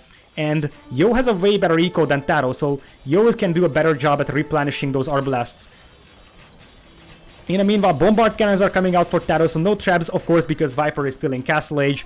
So he cannot even make traps, and battering rams are pretty poor at taking out buildings, so indeed the best decision is to have the bombard cannons from TaToH. And Yo is about to get pushed off from gold. They see this gold mine, so they have some time to slowly climb back and try to get control over the middle, but it is apparently falling apart for Yin Yang in this one. What a crazy series this has been. And now this is going to be insanely hard to come back from. They cannot give up on this one just yet though. There is still a lot of gold on this map. It's not a huge amount, but it gives you some leverage. And remember that if you take a look at Yo's eco, it's way better than TaToH's eco. So TaToH doesn't really have a huge eco right now. So there could be a chance for Yin Yang to counterattack this one, as TaToH and Viper secure a foothold over the middle. Imperial Age coming in here for Viper, and he's getting Tarkans. I love that. Tarkans with Marauders. They will be great here because, yeah, there is some Knights, and Knights will still beat Tarkans. But the fact that you have a lot more Pierce Armor helps so much when Mr. Yo is the player who is up in Imperial. And in the meanwhile, oh boy, Lyx is not even close to Imperial here, as Yin Yang is just losing so much ground. Oh man. Demos on the way as well for TaToH. He just loves demos in this one, and we might see a big counterattack. There was actually a demo hit over here from TaToH that I completely missed because I'm a plapcaster. But Viper is just gonna fall back with this one. This is still a dangerous fight. TaToH with the quick walls, and that's a lot of arbalests. But full control over the middle for Viper and TaToH. Two players soon to be in Imperial. Meanwhile, Lyx is still far from Imp himself. But if they can run into TaToH's eco here, TaToH could actually be knocked down to like 40, 30 villagers. You just need these cavalry to rush into the eco, or potentially take this fight over here. That could also work. It's 42 ARBs for Yo. TaToH has 60 ARBs. That's ridiculous. TaToH has 60 ARBs. TaToH with 75 military has more military than villagers. But in the meanwhile, we're gonna have a castle coming up here for Mr. Yo, slowly taking down that TC over there with bombard cannons. Still, just some micro wars over here, but clock is ticking for Lyx. He's gonna have to take this fight because Viper is going to be up to Imperial soon, getting Cavalier here. TaToH bringing in the demos here. Viper will try to lure the Knights out onto the Voran. This is perfect for Viper and TaToH. They just need to camp with the Knights on the water because the demos will prevent Lyx from engaging this one. Oh, is it going to... Oh, so back and forth. I'm holding my breath so hard over here. All those demos. The entire army of Yin Yang could sink in one moment. Oh, the Knights are over there. The Knights are over there. And it appears that Tati is not going to send in the demos just yet. There is still Knights soaking up the arrow fire. Demos being sniped down by the arbalest, but they're slowly getting forced back by the orbs of TaToH. TaToH still way weaker eco than his opponent, and in the meanwhile, in the middle, we have a massive push. All this delay could actually be worth it for Yin Yang because they are in a position to potentially retake the middle.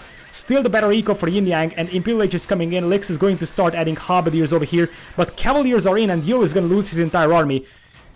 In the meanwhile though, in the middle there is still capped rams coming in, bombard cannons on the way for TaToH, snipes one from Yo. The castle is still standing for Viper, even TaToH is helping out to repair that castle. More Tarkans as they try to save that castle until elite Tarkan hits. Right now Lyx has very little military, so the Tarkans will be an excellent unit to deal with the Arbalest. The castle is still standing, and I think that Gia might be holding this one. There is a huge army here for TaToH and Viper. 72 for TaToH, 36 for Viper. And Lyx and Yo only combined for 30. The traps go down, the castle is going to stand. And I think the options are out for Yo and Lyx. They made this series insanely cool, I have to say. All of the games were absolutely amazing. And this entire series was also just a gem for the eye. But it appears that Viper and TaToH will eventually win this series, or at least it kind of seems like it, because right now it's kind of Lyx just sending out all the villagers here. Yo is gonna call it, and Mr. Yo and Lyx are out from the tournament. Viper and TaToH with an extremely well-deserved victory over here in game number